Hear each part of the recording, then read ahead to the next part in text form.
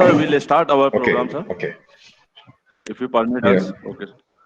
Uh, Good morning to our respected director, sir, Dr. R.S. Sikarwar, sir, principal ma'am, Dr. Priya Kedove, and all respected faculty members. And myself, Suren Singh Thakur, coordinator of this FDP, on behalf of my Department of Mechanical and BGI Group, welcome to all of you, and especially welcome to Dr. Vijay Kumar Sukwani. He is currently working as a professor in Government Engineering College of Jain. It's my great honor to say a few words about him. Dr. Vijay Kumar Sukwani has spending more than 27 years in teaching in Government Engineering College, and he has published more than 35 research papers in national and international journals. He has also invited as a keynote speaker in more than 50 national and international seminars and motivational programs. And he is a renowned expert in IPR, intellectual property rights, and smart material. He has performed various academics and administrative activities in different colleges. He is also a motivational speaker and giving life coach training in different programs. As you know that he is also a poet, a great poet, writer. He is writing a poem, writing articles in newspaper. He has also published so many magazines. He is also a theater artist, and he is giving several programs in Doordarshan Bhopal. So many things about him to tell him. So now he's going to present his lecture. Our topic is property and application of meteorological tools. So welcome. Continue your session, sir. Okay. Am I audible, Suren Singh ji? आवाज आ रही है मेरी? Yes, sir, you are. Okay. Yes, sir. Okay. Yes, sir, आ रही है. So thank you, Professor Suren Singh जी. बहुत सारे मेरे बारे में आपने सच झूठ आपने जो भी कहा तो ये तो खैर thanks for introducing my profile, and I am thankful to the organizers of this STTP for giving me this opportunity to share my knowledge, my work with you people. मौका दिया आपने बोलने का, मुझे अच्छा लगा. मेरा जो टॉपिक है उसके बारे में बताया आपने. आवाज आ रही है मेरी? ठीक है. कभी डिस्कनेक्ट हो जाए तो मुझे प्लीज कम्युनिकेट करिएगा. Okay. So topic of my presentation is property and applications of magnetorheological fluids. Actually, I completed my PhD from IIT Mumbai. So during my stay at IIT Mumbai, I did substantial amount of work on this topic. काफी काम मैंने इस topic पे किया था. ये काफी advance topic है from mechanical engineering point of view. Very few people are having expertise in this field, especially in our country. So this is a very important topic for controllable behavior, for the applications where we need controllable behavior, variable behavior. So I would like to share my knowledge regarding the properties, applications, synthesis, and the problems faced by these materials and why they are not so popular in spite of their very good properties. So these are some issues I'm going to address. आवाज आ रही है? पांडे जी आवाज आ रही है ना? Okay, okay. So let me start my PPT. Yes, sir, आ रही है. Okay. ये देखिए मैं PPT start कर रहा हूँ. Okay. So topic is properties and applications of magnetorheological fluids. I'm Dr. V.K. Sukwani, Professor, Department of Mechanical Engineering, Government Engineering College of Jain. This is my profile. I'm PhD from IIT Mumbai. I'm PG Diploma in Intellectual Property Rights, Bauddhik Sampada Adhikar, which includes patents, copyright, trademark, and other similar topics. I have 27 years of teaching experience at UG and PG level in different institute of repute. I'm a motivational speaker, trainer, poet, and life coach.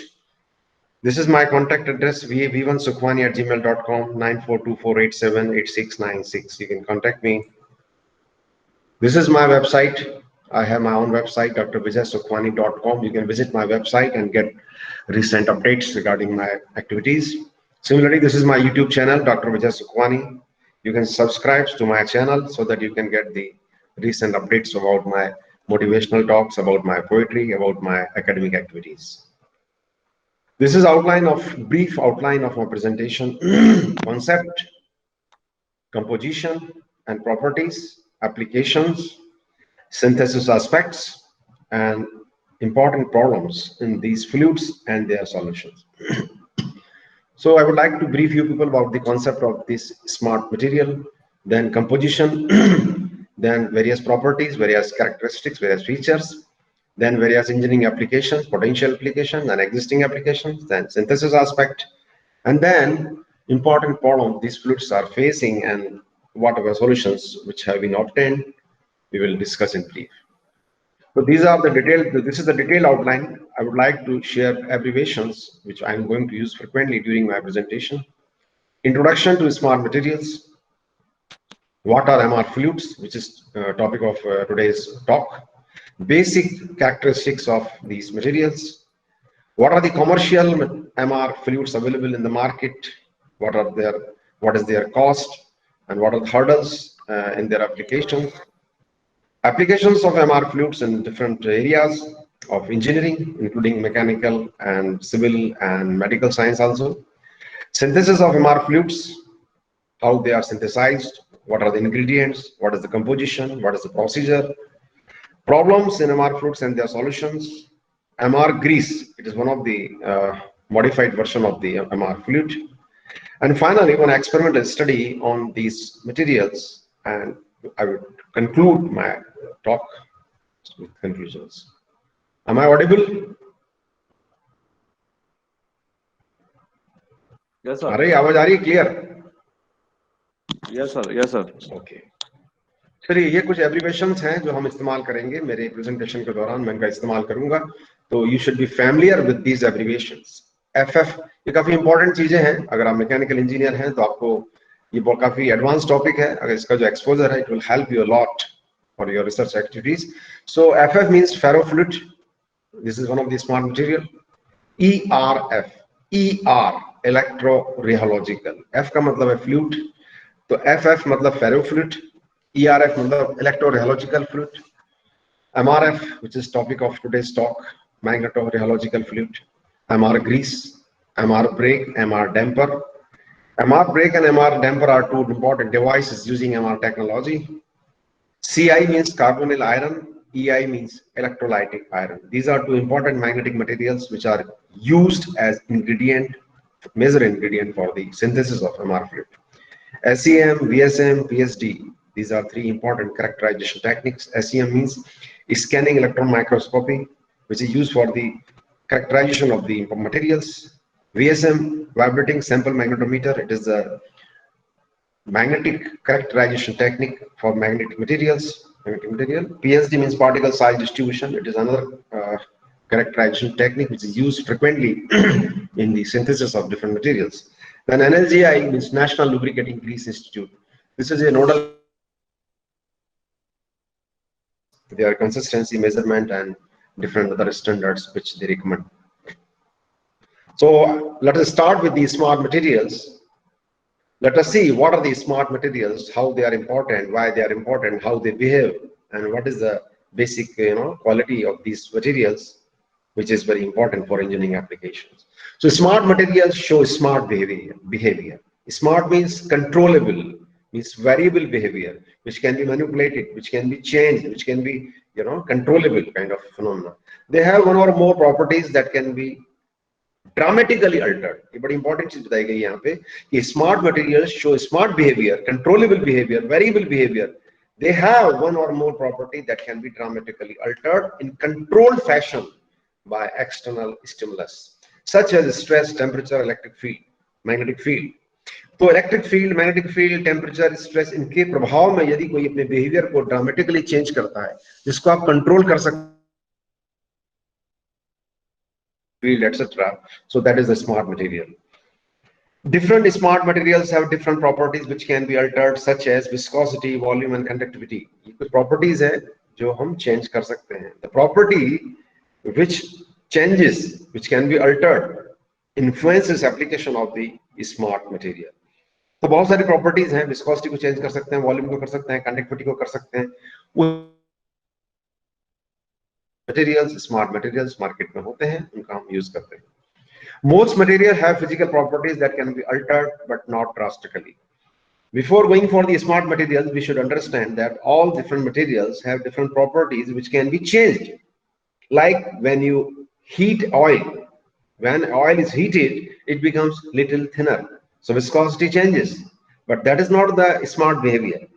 Smart materials show drastic behavior, dramatic behavior, rapid behavior, but as I specified, as I told, most materials have certain properties which can be altered, but that's not controllable behavior because they change little, But smart materials change their behavior drastically, dramatically, rapidly.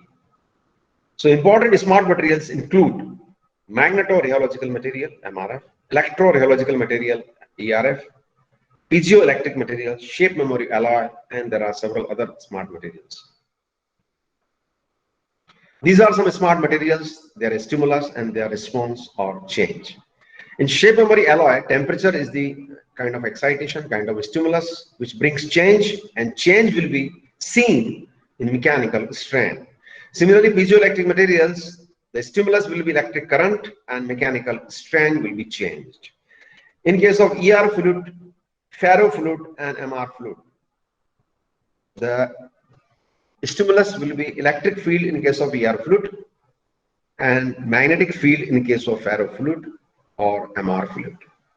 But the response or change will be seen in their rheological behavior, their viscosity, their yield stress, their rheological properties, their shear rate, their strain, and all those things. So the rheological behavior will be governed by the magnetic field or electric field. That's why they are known as magnetorheological or electrorheological field. आवाज आ रही है पांडे जी? पांडे जी आवाज आ रही है मेरी? जी sir. Okay. हाँ sir, मैं आवाज आ रही है सर. ये सब मैं जो बोल रहा हूँ क्लियर आ रहा है ना? स्क्रीन दिख रहा है, सब क्लियर है ना? हाँ जी जी जी जी क्लियर है सर. ऐसा नहीं मैं पढ़ते जाऊँ और आप लोग वहां तक पहुंचे नहीं बात, इसलिए. नहीं सर, आ रहा है सर. जो भी हो तुरंत हम आपको सर इन्फॉर्म करेंगे. Materials, their response, their stimulus, responsible for the response. ये कुछ मटेरियल्स हैं जो पॉपुलर हैं, इनमें से हम मेनली बात करेंगे एमआर फ्लूइड के बारे में. लेकिन स्मार्ट फ्लूइड्स की बात करें तो तीन तरह के होते हैं: ER fluids, ferrofluids and MR fluids. मैंने एमआर फ्लूइड्स को अलग कलर दिया है क्योंकि वो हम उसके बारे में डिटेल में बात करेंगे. लेकिन मैं आपको इंट्रोड्यूस करना चाहूंगा कि ईआर फ्लूइड क्या होते हैं, एफआर फ्लूइड फेरोफ्लूइड क्या होते हैं और एमआर फ्लूइड क्या होते हैं. इट्स वेरी इंपॉर्टेंट टॉपिक और आपको किताबों में इतना या नेट पे इतना समझ में नहीं आएगा. That's why I request you to please be attentive. जो मैं बता रहा हूँ सुनिए, बड़ा इंटरेस्टिंग टॉपिक है और बहुत इंफॉर्मेटिव है और काफी यूजफुल है for the engineering applications. So ER fluids are electrorheological fluids. ER मतलब इलेक्ट्रोरहेलोजिकल, रहेलॉजी मतलब उसका फ्लो बिहेवियर, उसकी विस्कोसिटी, उसकी yield stress, that is rheology. So materials that experience dramatic change in, यहाँ पे इंपॉर्टेंट चीज है ड्रामेटिक चेंज. मैंने पहले भी कहा था कि स्मार्ट मटेरियल्स वो होते हैं जिनमें जो बदलाव है, जो परिवर्तन है, जो तब्दीली है, जो चेंज है, वो ड्रामेटिक होना चाहिए, ड्रास्टिक होना चाहिए, रैपिड होना चाहिए. So they experience dramatic change in rheological behavior in the presence of the electric field. From composition point of view, they are colloidal suspension of very fine ionic particles. There are fine ionic particles in an electrically insulated fluid.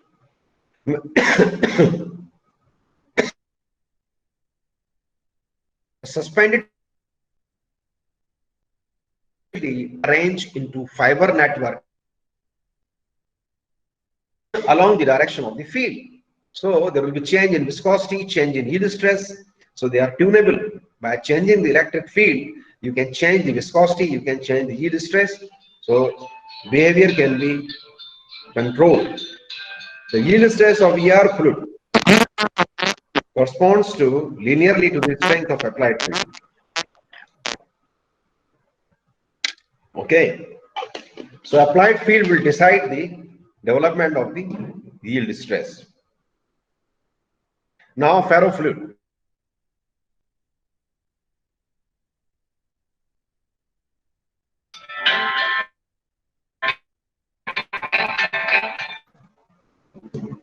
Phone आ रहा था थोड़ा सा मैं ERF जो है electrohydrological fluids are influenced by the electric field while ferrofluids are influenced by the magnetic field.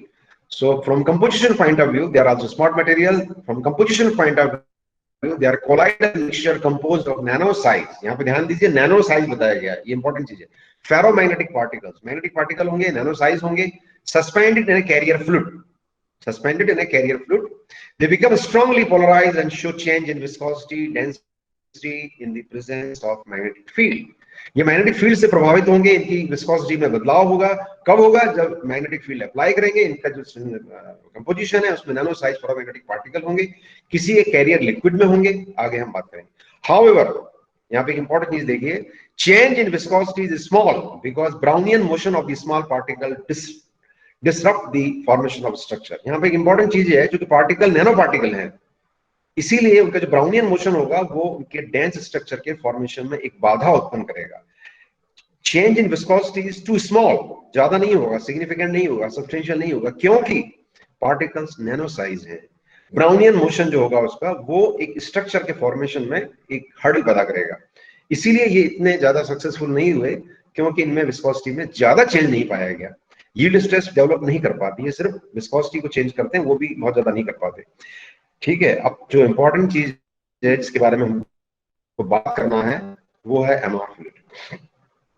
The MR fluids are similar to ferrofluid, but they are different. How they are different, we will discuss. They were discovered by Rabino in 1948. Rabino was a scientist who worked a lot in this field. He discovered these fluids in 1948. The MR fluids are, अब ये देखिए बड़ा important statement है, they are smart materials. They change their rheological behavior, मतलब flow behavior, मतलब viscosity, मतलब yield stress drastically, मैंने इसको underline किया है, and reversibly. सबसे important चीज है, behavior will be changed drastically and reversibly. It's a reversible phenomena. You can just bring it back to the mean, to the original position, original condition upon application of magnetic field. So when you apply magnetic field, they change their behavior. When you remove the magnetic field, they will go back to their original condition. This is a very beautiful kind of phenomena which can be utilized for to achieve the controllable behavior in several mechanical and other engineering applications. So they are different from ferrofluids. The main difference is the size of the particle. मैंने कहा था आपसे कि ferrofluid में nano particles होते हैं, यहाँ पे पार्टिकल जो है माइक्रोन साइज होते हैं, 1 to 10 माइक्रोन, जबकि फेरोफ्लूइड में का डायमीटर होता है 10 नैनोमीटर और less than that. So in ferrofluids we use nano particles. In this MR fluids we use micron size particle. So in this case Brownian motion will not be important, and therefore we can form the dense structure. But दिक्कत क्या आएगी, because these are micron size particles, so they will be settled. Particles will settle down, so settling will be another issue. But in general, for the to achieve the magnetohydrological effect, it is very important to use the micron size particle so that Brownian motion cannot restrict the phenomena. So they are different. यहाँ पे ferrofluids do not show increase in yield stress. They show only small increase in the viscosity on application of magnetic field, while MR fluids and ER fluids show increase in yield stress. MR fluids are stronger, more stable. They are stronger मतलब ज्यादा strong है, ज्यादा yield stress होगी इनमें, more stable, stability ज्यादा होगी, and much easier to use than ER fluid. Yield stress of the MR fluid is significantly greater than ER counterpart. Yield stress in excess of 100 kilopascal is a huge value, may be obtained in MR fluid, while the best ER fluid can only give yield stress in the range of 3 kilopascal. So ferrofluids will give only change in viscosity. ER fluid will offer development of yield stress, but not that much value, substantial value as provided by the MR fluid. MR fluid में आप 100 kilo pascal तक जा सकते हैं, और इससे ज्यादा भी जा सकते हैं अगर आप मैग्नेटिक फील्ड ज्यादा रखेंगे तो. लेकिन ER फ्लूइड में ये कारण है कि हम सभी जो हैं एक ही तरह के मटेरियल है, स्मार्ट मटेरियल है, कंट्रोलेबल बिहेवियर है, वेरिएबल बिहेवियर है, आप बिहेवियर को मैनिपुलेट कर सकते हैं, लेकिन चूंकि एमआर फ्लूइड ज्यादा स्ट्रॉन्ग है, ज्यादा स्टेबल है और ज्यादा यील्ड स्ट्रेस ऑफर करते हैं, इसीलिए ज्यादा पॉपुलर है।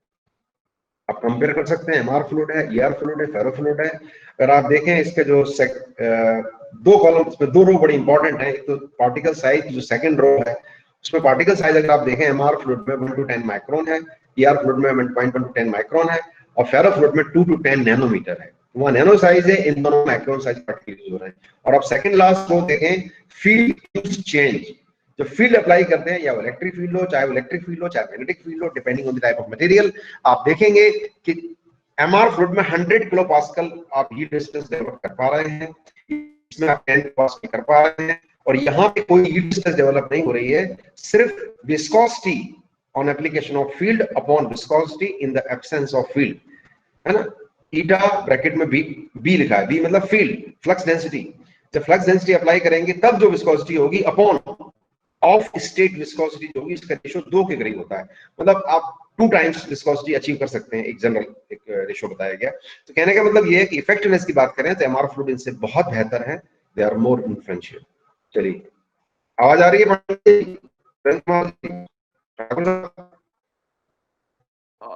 सर? आवाज थोड़ा सा डिस्टरबेंस आ रहा है। अच्छा, मैं के बात आ रही है आवाज? आवाज हाँ अभी ठीक है सर। अब ठीक है? हाँ यस सर, यस पहले ठीक थी? सर, ठीक है सर।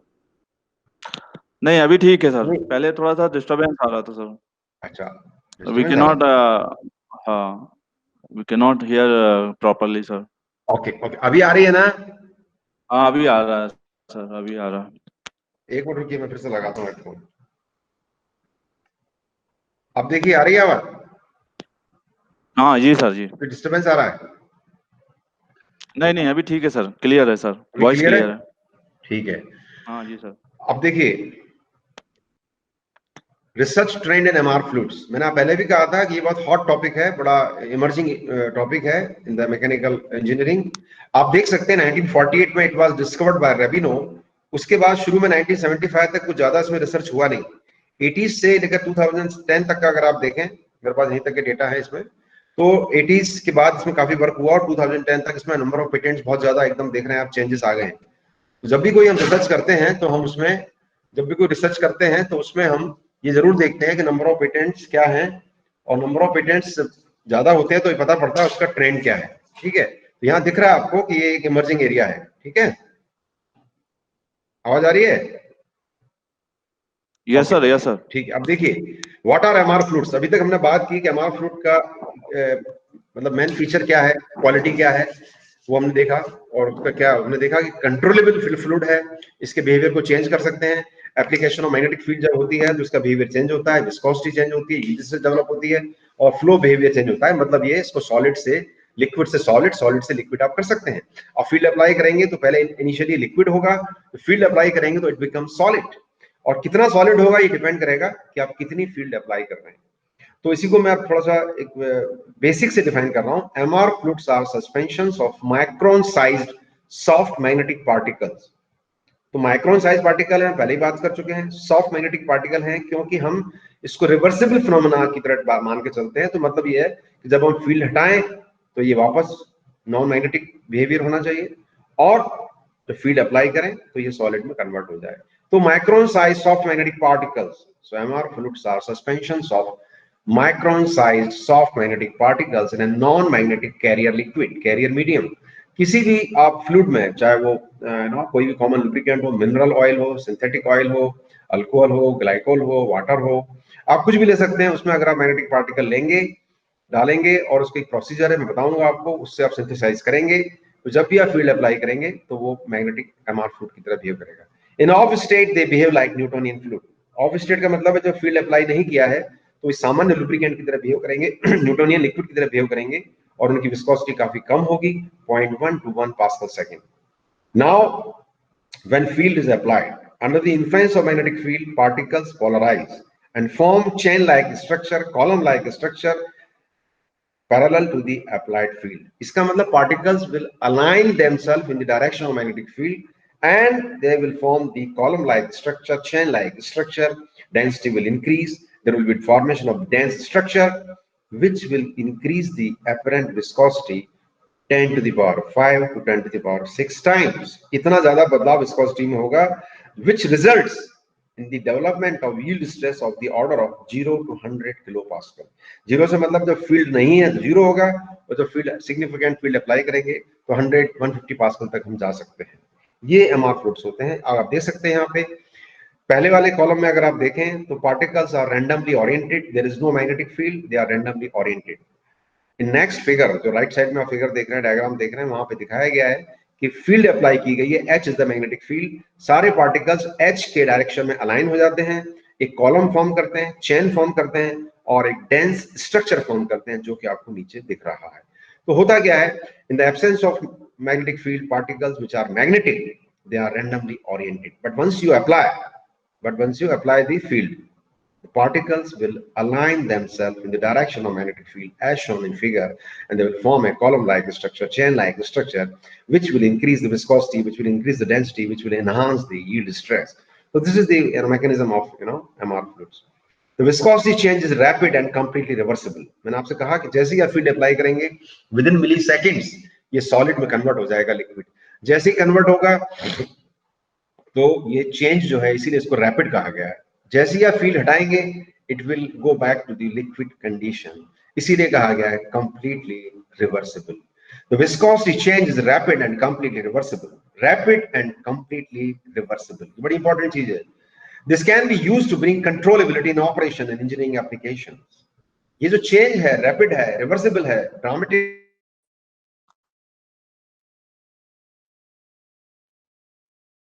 हमें कंट्रोलेबल बिहेवियर चाहिए। मान लीजिए कोई डैम्पर है, हम चाहते हैं उसका डैम्पिंग रेजिस्टेंस हम वेरी कर सकें।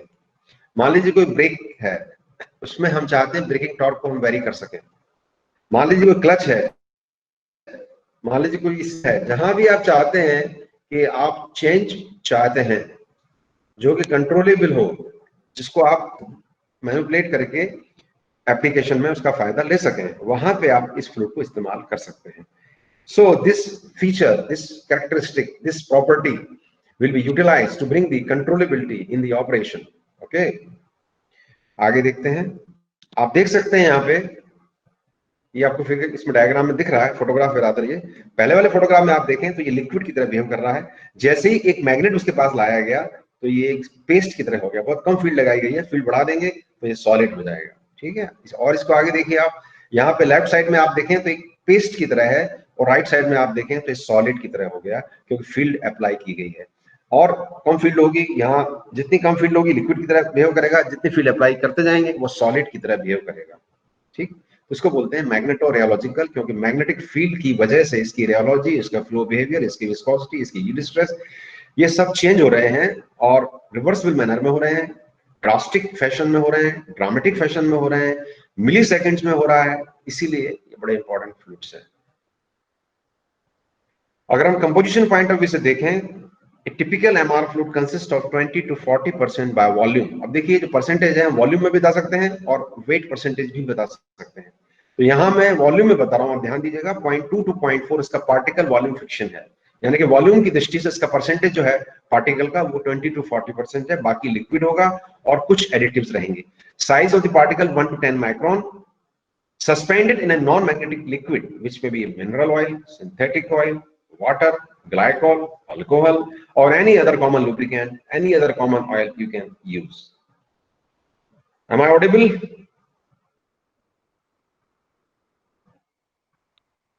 Hello? हेलो आ रही ना आवाज? सर आपका, हाँ आपका आवाज ब्रेक हो रहा है सर, अभी ब्रेक हो रहा है, ये मैं इसलिए पूछ रहा हूँ आपसे। एक मिनट। हाँ चलिए आप देखिए, मैं हटा देता हूँ हेडफोन, आप सुनिए। अब ठीक है, आवाज आ रही है? Okay sir, fine. ओके, हाँ जी सर, जी fine. A variety of additives used to those used in commercial lubricants. अब ठीक है आवाज? हाँ जी सर, ओके सर। नहीं ठीक नहीं आ रही क्या आवाज? नहीं, अभी ठीक है सर, फाइन फाइन है? सर। ओके, तो देखिए मैंने आपको बताया हाँ कि 20 to 40% इसमें वॉल्यूम की दृष्टि से पार्टिकल्स रहते हैं, 1 to 10 माइक्रोन साइज रहती है, और कोई भी कॉमन लिक्विड जो कॉमन लुब्रिकेंट है, चाहे वो मिनरल ऑयल हो, सिंथेटिक ऑयल हो, वाटर हो, ग्लाइकोल हो, इनको आप इस्तेमाल कर सकते हैं एज कैरियर लिक्विड। कुछ एडिटिव हम इस्तेमाल करते हैं to prevent sedimentation, to enhance lubricity, to modify viscosity and prevent wear. MR fluids made from iron particles show maximum yield strength of 30 to 90 kilopascal, वही 100 kilopascal के करीब, for applied magnetic field of 150 to 250 kilo ampere per metre. एक range बताई गई है कि अगर इस रेंज की फील्ड अप्लाई करेंगे तो इतनी यील्ड स्ट्रेस हम इसमें डेवलप कर सकते हैं। ठीक है, अब ठीक है आवाज? Okay sir, okay. अच्छा, एक मिनट रुकिए, मैं देखता हूँ, एक मिनट रुकिए।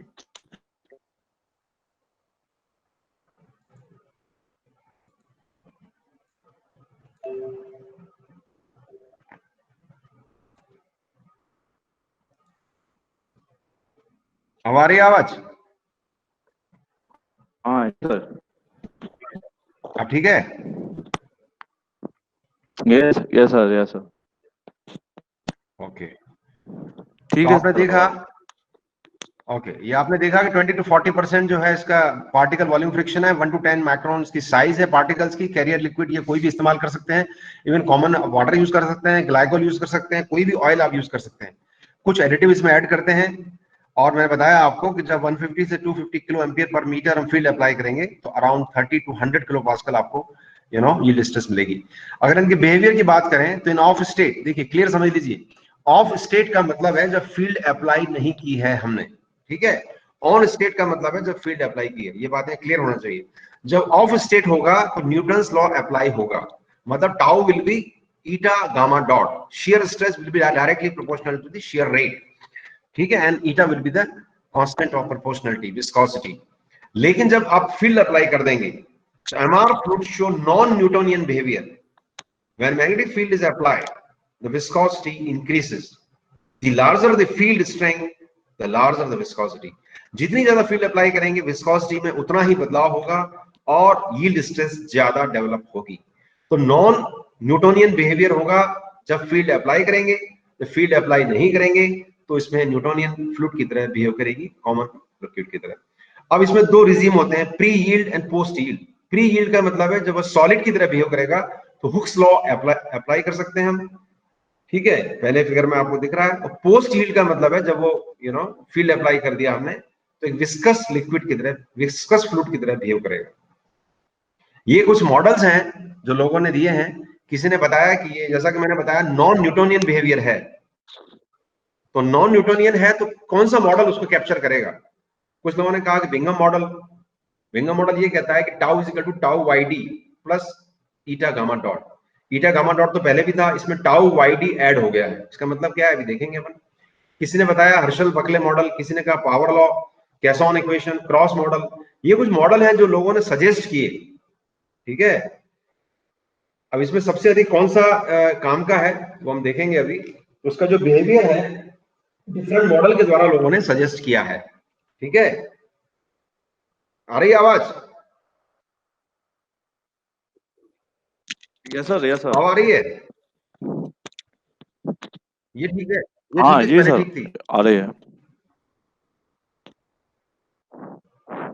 हेलो? पहले ओके, ठीक थी ठीक है, सर। हाँ पहले ठीक थी चलिए सर। ठीक है। ओके। अब देखिए, अब आगे देखिए। बिंगम मॉडल जो है ये सबसे ज्यादा एक्यूरेट मॉडल माना जाता है इसके बिहेवियर को चेक करने के लिए, क्योंकि न्यूटन्स लॉ अप्लाई नहीं होता एमआर फ्लूइड में जब हम फील्ड अप्लाई करते हैं। तो बिंगम मॉडल ये कहता है कि न्यूटन्स लॉ कहता है tau is equal to eta gamma dot. Newton's law क्या कहता है? Tau is equal to eta gamma dot. Bingham model कहता है tau is equal to tau zero plus eta gamma dot. मतलब अगर आप डायग्राम देखें तो एक मिनिमम स्ट्रेंथ जो है वो आपको दिख रही है। टाउ जीरो जो है वो यहाँ दिख रहा है। हर एक कर्व में आप देखें, कर्व जहां से स्टार्ट हो रहा है वो minimum this much stress is required. Mathematical material, Bingham material उसको बोलते हैं that does not flow unless the applied stress exceed the yield stress. ये टाउ जीरो से ऊपर जब हम जाएंगे तब कहीं फ्लो स्टार्ट होगा। तो इसको बोलते हैं बिंगम मॉडल। यानी कि जब फील्ड इतनी आप इतना जब फील्ड अप्लाई इतना जब स्ट्रेंथ होगी तब कहीं जाके फ्लो स्टार्ट होगा। Directly tau will not be proportional to gamma dot, लेकिन यहाँ पे एक स्ट्रेस जो है वो मिनिमम रिक्वायर्ड होगी। तो ये कहलाता है बिंगम मॉडल और ये इसका स्टैंडर्ड मॉडल है जो इसके बिहेवियर बिहेवियर को रिप्रेजेंट करता है। इसीलिए आप देखिए सारे के सारे कर्व क्या है, शियर स्ट्रेस अगेंस्ट ये शियर रेट है। अगर न्यूटन्स लॉ होता तो ये ओरिजिन से स्टार्ट होते, लेकिन ये कुछ ऊपर से स्टार्ट हो रहे हैं। ऊपर से स्टार्ट हो रहे हैं मतलब इतनी स्ट्रेस तो चाहिए, उसके बाद कहीं जाके फ्लो स्टार्ट होगा। ओके, अब देखिए चूंकि ये मैग्नेटिक फील्ड से गवर्न होता है, इसका जो यील्ड स्ट्रेस डेवलप हो रहा है, जो विस्कोसिटी में बदलाव हो रहा है, जो लिक्विड से सॉलिड बन रहा है, वो किसकी वजह से बन रहा है? फील्ड की वजह से। तो जो फील्ड है वो किस तरह प्रभावित करती है, डिपेंड करता है कि फील्ड कितनी है। अगर मैग्नेटिक फील्ड लो है तो बिहेवियर अलग होगा, अगर मॉडरेट है तो अलग होगा, और अगर बहुत ज्यादा फील्ड है which is near to the saturation, saturation मतलब हर मटेरियल का एक मैग्नेटिक सैचुरेशन पॉइंट होता है, उसके ऊपर अगर आप फील्ड भी अप्लाई करेंगे तो उससे कुछ फायदा नहीं होगा। तो ये बताया गया टाउ बाई डी मतलब यील्ड स्ट्रेस डेवलप्ड, वो h के स्क्वायर के प्रोपोर्शनल होगी। h मतलब मैग्नेटिक फील्ड, अगर इंटेंसिटी लो है तो, यानी जब थोड़ी मैग्नेटिक फील्ड अप्लाई करेंगे तो यील्ड स्ट्रेस इस प्रोपोर्शन में आगे बढ़ेगी। बीच में यानी मॉडरेट वैल्यू जो हम जाएंगे 0.5 0.4 टेस्ला, तो ये h की पावर 3/2 हो जाता है प्रोपोर्शनल जो होगा। और जब हम सैचुरेशन पे जाएंगे तो ये फील्ड पे डिपेंड नहीं करता, ये सैचुरेशन जो मैग्नेटाइजेशन होता है ms उसके स्क्वायर की प्रोपोर्शनल होता है। तो कहने का आशय ये है कि जो मैग्नेटिक फील्ड का प्रभाव होगा वो इस बात पर डिपेंड करेगा कि मैग्नेटिक फील्ड लो है, मॉडरेट है या हाई वैल्यू है। लो वैल्यू पे उसकी स्क्वायर की प्रोपोर्शनल होगी यील्ड स्ट्रेस। यील्ड स्ट्रेस ही वो प्रभाव है जो एमआर इफेक्ट को मतलब दिखाता है। बाद में h की पावर 3/2 जो एक मॉडरेट वैल्यू होगी, यानी कि मिडिल इंटेंसिटी जब हम लेंगे, और जब हम हाई इंटेंसिटी लेंगे जो कि उसके सैचुरेशन के करीब पहुंच जाते हैं, तो वो उसके स्क्वायर की प्रोपोर्शनल होगी, ना कि फील्ड के। तो इसे कहा जाता है dependence of yield stress on magnetic field. ये आप देख सकते हैं विस्कोसिटी बिहेवियर, देखा गया है कि जो इनकी विस्कोसिटी होती है वो शियर रेट के साथ कम होती जाती है। इसे कहते हैं शियर थिनिंग बिहेवियर। बहुत हाई विस्कोसिटी, बहुत हाई स्पीड जब आप इसको यूज करेंगे तो इनकी विस्कोसिटी कम हो जाती है। तो शियर रेट के साथ, स्पीड के साथ, रोटेशन के साथ ये कम होती जाती है, इसे कहते हैं शियर थिनिंग बिहेवियर। अगर हम टेम्परेचर की बात करें तो -50 से 150 के बीच ये एक रेंज है, स्टैंडर्ड रेंज है। एमआर फ्लूइड जो है ये एक स्टेबल ऑपरेशन देते हैं, मतलब जो यील्ड स्ट्रेस डेवलप्ड होगी, आप देख सकते हैं डायग्राम में वाई एक्सिस पे यील्ड स्ट्रेस है और एक्स एक्सिस पे टेम्परेचर है। तो आप देख सकते हैं कि -50 से 150 इतनी बड़ी रेंज में जो यील्ड स्ट्रेस है वो ऑलमोस्ट कांस्टेंट है। पहले वाले आप 3 4 5 डायग्राम इसमें वो दिखाए गए ग्राफ, 3000 ऑर्स्टेड जब फील्ड है तब आपको ट्रायंगल दिख रहे हैं, अगर 2000 है तो ये स्क्वायर दिख रहे हैं, वो जो भी है। तो कहने का मतलब ये है कि हर एक में आप देख सकते हैं कि ऑलमोस्ट उस फील्ड पे बिहेवियर कांस्टेंट है इस टेम्परेचर रेंज में, मतलब they give stable operation during this temperature range. तो ये इसीलिए काफी उपयोगी है कि -50 से 150 डिग्री के बीच इनको इजीली यूज कर सकते हैं, इनके बिहेवियर में स्टेबिलिटी आपको मिलेगी। अगर हम स्टेबिलिटी की बात करें तो MR fluids are not highly sensitive to the moisture और अदर कंटेमिनेंट्स, इंप्योरिटीज। इनको कंटेमिनेंट्स या इंप्योरिटीज से ज्यादा फर्क नहीं पड़ता। Very little particle and liquid separation takes place in MR fluid under common flow condition. However, significant separation occurs during storage. अगर आप इसको स्टोरेज में रखेंगे तो इसमें सेपरेशन हो सकता है पार्टिकल और लिक्विड के बीच। अगर यूज कर रहे हैं हम लगातार कॉमन फ्लो कंडीशंस में, इनमें कोई सेपरेशन नहीं पाया जाता, ये एक अच्छी बात है। शेकिंग और remixing prior to use will easily redisperse particles into a homogeneous state. Even अगर इनमें अलग भी हो जाए, सेपरेशन भी हो जाए, तो थोड़ा सा उनको मिक्स करेंगे आप, शेकिंग करेंगे किसी भी स्टिरर की हेल्प से, तो वापस वो होमोजेनियस मिक्सचर बन जाता है और वो वैसा ही इफेक्ट देता है जैसा कि पहले दे रहा था। ये इसकी कुछ अच्छी बातें हैं। और अदर प्रॉपर्टीज में अगर आप देखें, सबसे अच्छी बात यह है कि जब आप इसको यूज करेंगे किसी भी मैकेनिकल एप्लीकेशन में, हम देखेंगे अभी हम इसको एमआर डैम्पर में यूज करेंगे, एमआर ब्रेक में यूज करेंगे, एमआर क्लच में यूज करेंगे, वॉशिंग मशीन में यूज करेंगे, ऑटोमोटिव व्हीकल्स में यूज करेंगे। तो MR fluids respond to applied magnetic field within milliseconds. मैंने पहले भी कहा it's change is drastic, dramatic, rapid. तो रैपिड का मतलब यही है कि within milliseconds this entire transformation takes place from liquid to solid, and then when you remove the magnetic field, again solid will go back to the liquid condition. तो reversible phenomena है, with in milli seconds हो जाता है। और एक खास बात यह है कि बहुत सिंपली आप you can use simple electric device. MR fluid can be easily controlled with very low voltage, 12 to 24 voltage. 12 से 24 वोल्ट की कोई बैटरी आप जिसमें 1 से 2 एम्पियर पावर सप्लाई कर देती है करंट, तो आप उसको इस्तेमाल करके इसको यूज कर सकते हैं। तो एमआर फ्लूइड्स की रिस्पांस टाइम बहुत कम है, पावर रिक्वायरमेंट बहुत ऑर्डिनरी है, 12 से 24 वोल्ट, 1 से 2 एम्पियर। कोई ज्यादा बड़ा डिवाइस नहीं चाहिए इसको ऑपरेट करने के लिए। टेम्परेचर रेंज आपने देखा बहुत अच्छी है, -50 से 150 तक स्टेबिलिटी है ऑपरेशन में। ये सारी चीजें आपने देखी इसके बिहेवियर के बारे में, ठीक है। Qualities of a good MR fluid, Thakur साहब आवाज आ रही है? आ रही है ना? हाँ जी सर, बहुत क्लियर है सर, नो ठीक है, प्रॉब्लम। ओके। अब देखिए अच्छे एमआर फ्लूइड की क्वालिटीज क्या होती हैं। इसमें कहा गया है well disperse particle in off state and on state condition, मतलब कोई एग्लोमरेशन, कोई सेडिमेंटेशन नहीं होना चाहिए। तो सेडिमेंटेशन हो जाएगा तो पार्टिकल्स नीचे बैठ जाएंगे, लिक्विड अलग हो जाएगा, ठीक है। फिर कहा गया रीडिस्पर्सिबिलिटी, अगर ये हो भी जाए तो इजीली रीडिस्पर्स हो जाए, जैसा कि मैंने बताया हो ही जाता है। दो बड़ी इंपॉर्टेंट चीजें आखिरी में कही गई हैं, high on state yield stress, मतलब जब फील्ड में अप्लाई करें तो हमको मैक्सिमम यील्ड स्ट्रेस मिलना चाहिए, और लो ऑफ स्टेट विस्कोसिटी, मतलब जब हम फील्ड अप्लाई नहीं करें तो ये एकदम लिक्विड की तरह बिहेव करें, और जब फील्ड अप्लाई करें तो ये सॉलिड की तरह बिहेव करे, मतलब बहुत पतले लिक्विड से बहुत सॉलिड स्टेट में चला जाए, तो ये रेंज ऑफ ऑपरेशन काफी बढ़ जाएगी। ऐसा होना चाहिए, मतलब जिसकी विस्कोसिटी कम हो और जिसकी यील्ड स्ट्रेस फील्ड अप्लाई करने के बाद मैक्सिमम हो, वो एमआर फ्लूइड अच्छा माना जाएगा।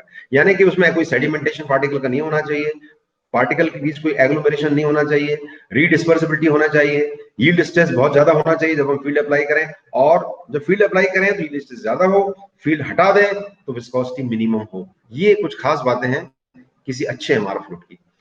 एमआर फ्लूइड जो मार्केट में मिलते हैं, ये तीन बड़ी कंपनियां जनरली बनाती हैं। लॉर्ड कॉर्पोरेशन है यूएसए में, मैक्सिमम जो एमआर फ्लूइड है, जो एमआर टेक्नोलॉजी है, जो एमआर डिवाइसेस हैं, वो सारे लॉर्ड कॉर्पोरेशन ने इंट्रोड्यूस किए हैं। उसके बाद दूसरे लोग भी काम कर रहे हैं, सीएसए इंजीनियरिंग भी एक कंपनी है, एरस एमआर टेक्नोलॉजी, ये इंडिया में भी चेन्नई में इनका ऑफिस है, ये देते हैं। बाकी जो है ये यूएसए की कंपनियां हैं। एरस जो है इसका चेन्नई में भी इसकी अवेलेबिलिटी है, तो अगर इंडिया में कोई रिसर्च करता है तो इनसे मटेरियल ले सकता है, आप खुद भी बना सकते हैं। तो ये कॉमर्शियल एमआर फ्लूइड्स हैं, आप देख सकते हैं लॉर्ड का कॉमर्शियल एमआर फ्लूइड है, ये काफी कॉस्टली आता है, अराउंड 40,000 रुपी का ये है, 1 लीटर का जो एक बॉक्स आता है 40-50,000 रुपीज का आता है, वेरी कॉस्टली। क्यों कॉस्टली है हम आगे देखेंगे इसके बारे में।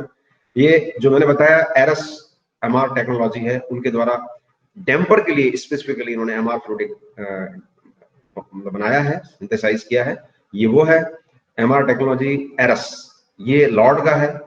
ये इसलिए बता रहा हूं कि ये हर मैन्युफैक्चरर नहीं बनाता ऐसी चीजें, बहुत कम मैन्युफैक्चरर हैं वर्ल्ड में जो बनाते हैं, तो आपको नॉलेज होना चाहिए। अब आप देख सकते हैं खासकर जो सबसे पॉपुलर एमआर लॉर्ड कॉर्पोरेशन के हैं, मैंने आईआईटी में सारे इस्तेमाल किए थे ये, तो ये 3 एमआर फ्लूइड काफी पॉपुलर हैं, 132 AD, 241 ES एंड 336 AG। अब इनका जो नाम है, this itself reveals lot of information. अगर हम कहते हैं एमआर 132 AD, तो 132 का मतलब है इसका पार्टिकल वॉल्यूम फ्रिक्शन जो है वो 0.32 है। आप देख सकते हैं नीचे चौथे रो नंबर के रो में आप देखें पार्टिकल वॉल्यूम फ्रिक्शन बताया गया है 0.32। अगला वाला देखें 241 में अगर देखें तो 0.41। तो लास्ट 2 डिजिट जो है न्यूमेरिकल जो है 41, 32, ये न्यूमेरिक बताते हैं कि इसका पार्टिकल वॉल्यूम फ्रिक्शन कितना है। अगला देखिए 336 AG, तो 36 यानी 0.36। तो अगर वॉल्यूम के पॉइंट ऑफ व्यू से देखें तो इसमें 0.32 या 32% पार्टिकल हैं, इसमें 41% पार्टिकल हैं, इसमें 36% पार्टिकल है। अगर वेट के पॉइंट ऑफ व्यू से देखें तो वो 80, 85, 82 इसके करीब आता है। तो कहने का मतलब ये है कि नाम जो है उसका MRF 241, MRF 132 AD, MRF 336 AG, इससे जानकारी मिल जाती है कि इसमें पार्टिकल वॉल्यूम फ्रिक्शन कितना है। और पहला वाला जो है 132 AD का मतलब है इसमें हाइड्रोकार्बन ऑयल हमने इस्तेमाल किया है। 241 ES, उसमें वाटर इस्तेमाल किया है। आप देख सकते हैं तीसरे नंबर की रो में जानकारी दी गई है कि बेस फ्लूइड क्या है। तो 132 AD में हाइड्रोकार्बन है, 132 AD में हाइड्रोकार्बन है, 241 ES में कार्बो ये वाटर है, और 336 AG जो है इसमें सिलिकॉन ऑयल है। तो AG बताता है सिलिकॉन ऑयल, ES बताता है वाटर, और AD बता रहा है हाइड्रोकार्बन। 0.32, 0.41, 0.36। टेम्परेचर रेंज अगर आप देखें सेकंड लास्ट रो अगर आप देखें तो -40 से 130, -40 से 150 पहले और तीसरे कॉलम में है। बीच वाले कॉलम में चूंकि वाटर यूज कर रहे हैं इसीलिए वो टेम्परेचर रेंज कम हो गई है, -10 से 70 के बीच ये ऑपरेट करता है। इसकी लिमिटेशन है क्योंकि वाटर इस्तेमाल कर रहे हैं। तो कहने का मतलब ये है कि ये कॉमर्शियल एमआर फ्लूइड है जिनकी प्रॉपर्टी उनके नाम से ही जाहिर होती है और इनकी डिफरेंट एप्लीकेशंस हैं, इनकी टेम्परेचर रेंज, इनकी विस्कोसिटी चेंज, इनकी यील्ड स्ट्रेस, इनका पार्टिकल वॉल्यूम फ्रिक्शन, इसके आधार पर हम इस्तेमाल करते हैं। इनकी जो बेस फ्लूइड है वो भी डिसाइड करता है। अब एप्लीकेशन ऑफ एमआर फ्लूइड, अब जो काम की बात है, अभी तक हमने बताया आपको कि एमआर फ्लूइड जो है वो एक कंट्रोलेबल फ्लूइड है, स्मार्ट फ्लूइड है, स्मार्ट मटेरियल है, उसका बिहेवियर चेंज कर सकते हैं मैग्नेटिक फील्ड अप्लाई करके, उसकी विस्कोसिटी चेंज कर सकते हैं, उसकी यील्ड स्ट्रेस हम बढ़ा सकते हैं, इस तरह उसको हम यूज कर सकते हैं। अब कैसे यूज कर सकते हैं, कहाँ यूज कर सकते हैं, क्या उसके की फीचर्स होंगे, डिजाइन में क्या चेंजेस करना होंगे, क्या लिमिटेशंस होंगी, वो सब हम देखने जा रहे हैं। तो आप देखिए एप्लीकेशंस ऑफ एमआर फ्लूइड, दो एरिया है जहां पे एमआर फ्लूइड काफी इंपॉर्टेंट है। एक तो वाइब्रेशन को कंट्रोल करने के लिए, वाइब्रेशन कंट्रोल करना मतलब डैम्पर का यूज करना, शॉक एब्जॉर्बर का यूज करना, ये जो डिवाइसेस हैं इनमें आप इनको इस्तेमाल कर सकते हैं। दूसरा है टॉर्क ट्रांसफर, यानी कि हम ब्रेक्स की बात करें, क्लचेस की बात करें, वहां टॉर्क ट्रांसफर की बात आती है। तो torque transfer and vibration control, ये दो इंपॉर्टेंट एरिया हैं, इनमें बहुत सारे डिवाइसेस हैं जो इनका इस्तेमाल कर सकते हैं to bring the controllability in the picture. ये कुछ एप्लीकेशंस हैं, जैसे क्लच में इस्तेमाल करते हैं, ब्रेक्स में इस्तेमाल करते हैं, पॉलिशिंग की जो प्रोसेस होती है आगे बताऊंगा मैं आपको, जैसे एमआर फिनिशिंग बोलते हैं हम, हाई एक्यूरेसी की फिनिशिंग आपको करना है किसी मटेरियल की, वहां इस्तेमाल कर सकते हैं। सीट में डैम्पर्स लगा सकते हैं, प्रोस्थेटिक नी डैम्पर, आगे हम देखेंगे कि जो प्रोस्थेटिक नी होता है, जो कृत्रिम घुटने लगाए जाते हैं, वहां पे भी उनके अंदर डैम्पर लगाए जाते हैं, एमआर डैम्पर, ताकि जो रोड की जैसी कंडीशन हो, अगर जर्क ज्यादा है तो उसके साथ डैम्पिंग एडजस्ट होके वो जो व्यक्ति यूज करता है उसको काफी comfortable ride he can have. इसी तरह एक्चुएटर सिस्टम में यूज करते हैं और इंजन माउंट्स में यूज कर सकते हैं। सीस्मिक एक्टिविटी जो होती हैं, जो अर्थक्वेक वगैरह आते हैं, उसमें जो वाइब्रेशंस होते हैं उनको रोकने के लिए डैम्पर बनाए जाते हैं, बड़े बड़े ह्यूज डैम्पर, जिनमें मतलब आप देखेंगे कि बहुत बड़े डैम्पर होते हैं, ह्यूज स्ट्रक्चर, वहां ये काम आते हैं। एमआर इलास्टोमर डैम्पर होते हैं। ये कुछ एप्लीकेशंस हैं, अभी आगे बताता हूं मैं आपको। इन जो भी डिवाइस होते हैं इनकी कुछ खास बात ये रहती है कि बहुत सिंपल रहते हैं, कंस्ट्रक्शन में कुछ खास बात नहीं रहती। आप देखेंगे आगे, आप ड्यूरेबल रहते हैं क्योंकि एमआर फ्लूइड ड्यूरेबल रहता है। ईज ऑफ कंट्रोल, सिंपल एक नॉब रहती है, एक उसको आप कंट्रोल करके इनकी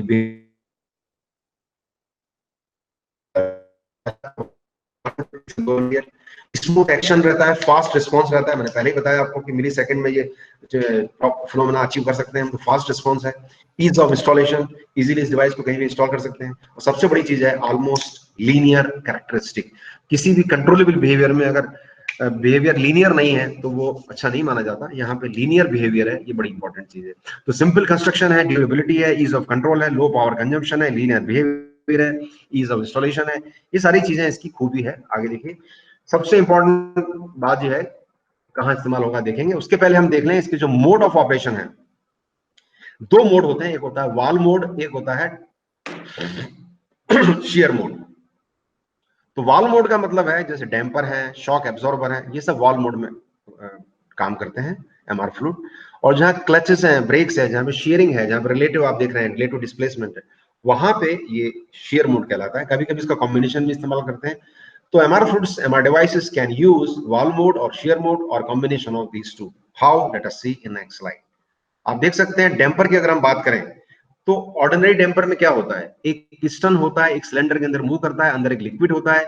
उस लिक्विड की जो विस्कोसिटी है वो डिसिपेट करती है एनर्जी को, वो एक डैम्पिंग रेजिस्टेंस ऑफर करती है। एक ऑर्डिनरी डैम्पर की बात कर रहा हूं, अभी मैं एमआर डैम्पर की बात नहीं कर रहा हूं।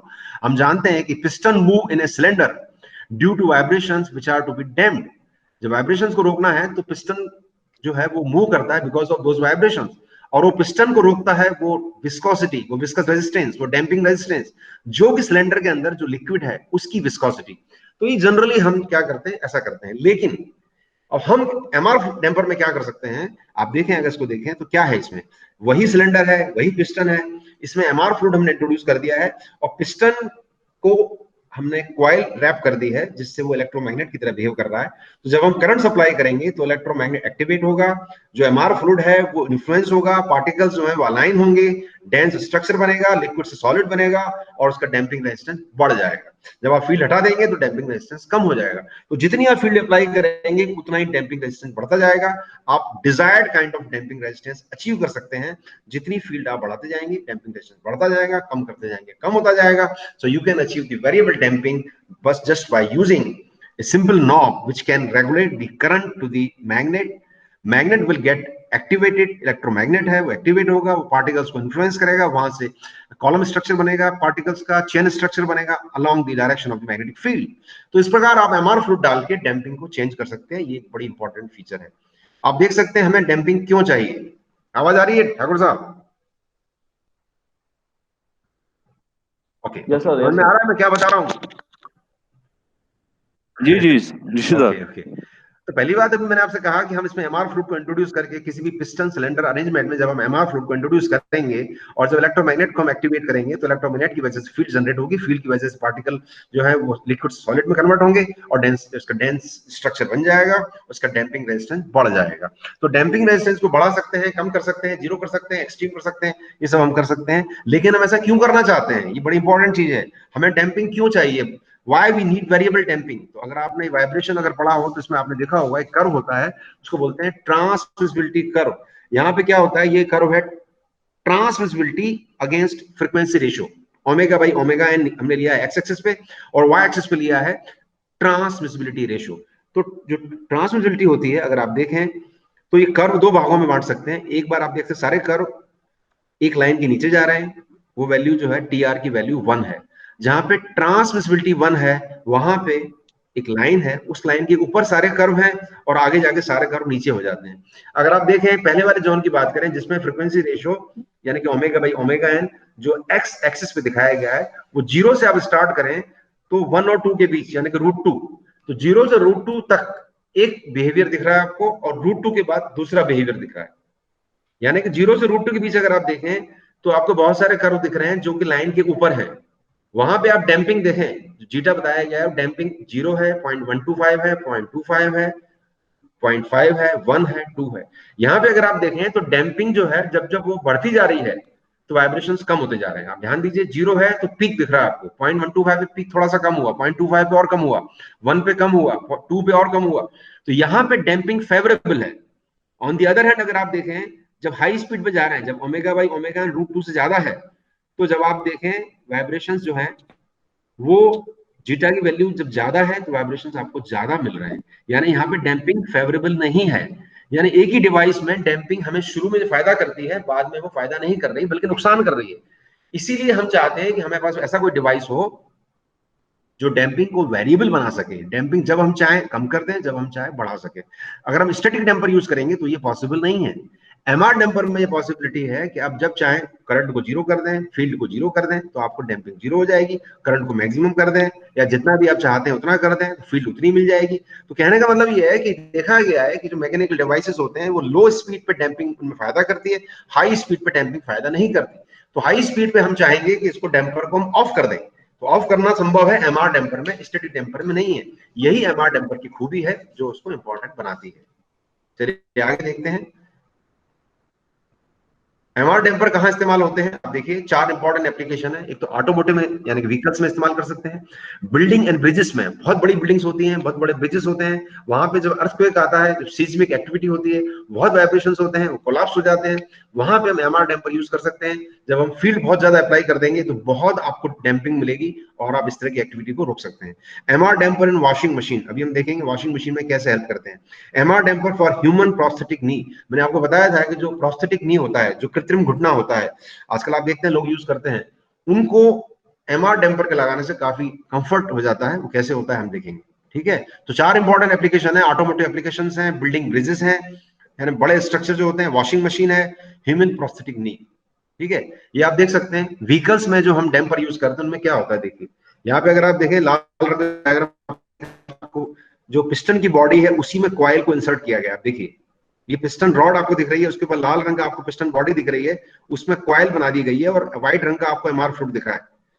तो जब ये एमआर फ्लूइड जो है अंदर भरा हुआ है सिलेंडर के अंदर, पिस्टन जब रेसिप्रोकेट कर रहा है और जब हम कॉइल को एक्टिवेट करेंगे तो फ्लूइड सॉलिड में कन्वर्ट हो जाएगा और ये पिस्टन के मोशन को रोक देगा, यानी कि डैम्पिंग ऑफर करेगा। तो कहने का मतलब ये है कि यहाँ भी वही चीज है कि फील्ड को आप बढ़ा के डैम्पिंग रेजिस्टेंस को बढ़ा सकते हैं और आप वेरिएबल डैम्पिंग अचीव कर सकते हैं। जहां आपको लगता है रोड की कंडीशन खराब है वहां ज्यादा डैम्पिंग ले सकते हैं, जहां आपको लगता है रोड कंडीशन स्मूथ है, ठीक है, जर्क कम आ रहे हैं, वहां पे आप मिनिमम डैम्पिंग पे ऑपरेट कर सकते हैं। So variable damping can be achieved using this kind of configuration in the vehicle suspension dampers. Washing machine में अगर आप देखें तो वॉशिंग मशीन में क्या होता है, वॉशिंग मशीन में हम स्प्रिंग्स भी यूज करते हैं और स्टैटिक डैम्पर भी यूज करते हैं। जो स्प्रिंग्स होती हैं वो हाई फ्रिक्वेंसी पे वाइब्रेशन को रोकती हैं, और जो डैम्पर होते हैं वो रेजोनेंस पे, यानी कि फ्रीक्वेंसी रेशियो जहां पे 1 होता है, यानी कि लो फ्रीक्वेंसी पे डैम्पर काम करता है और स्प्रिंग्स हाई फ्रीक्वेंसी पे काम करती हैं।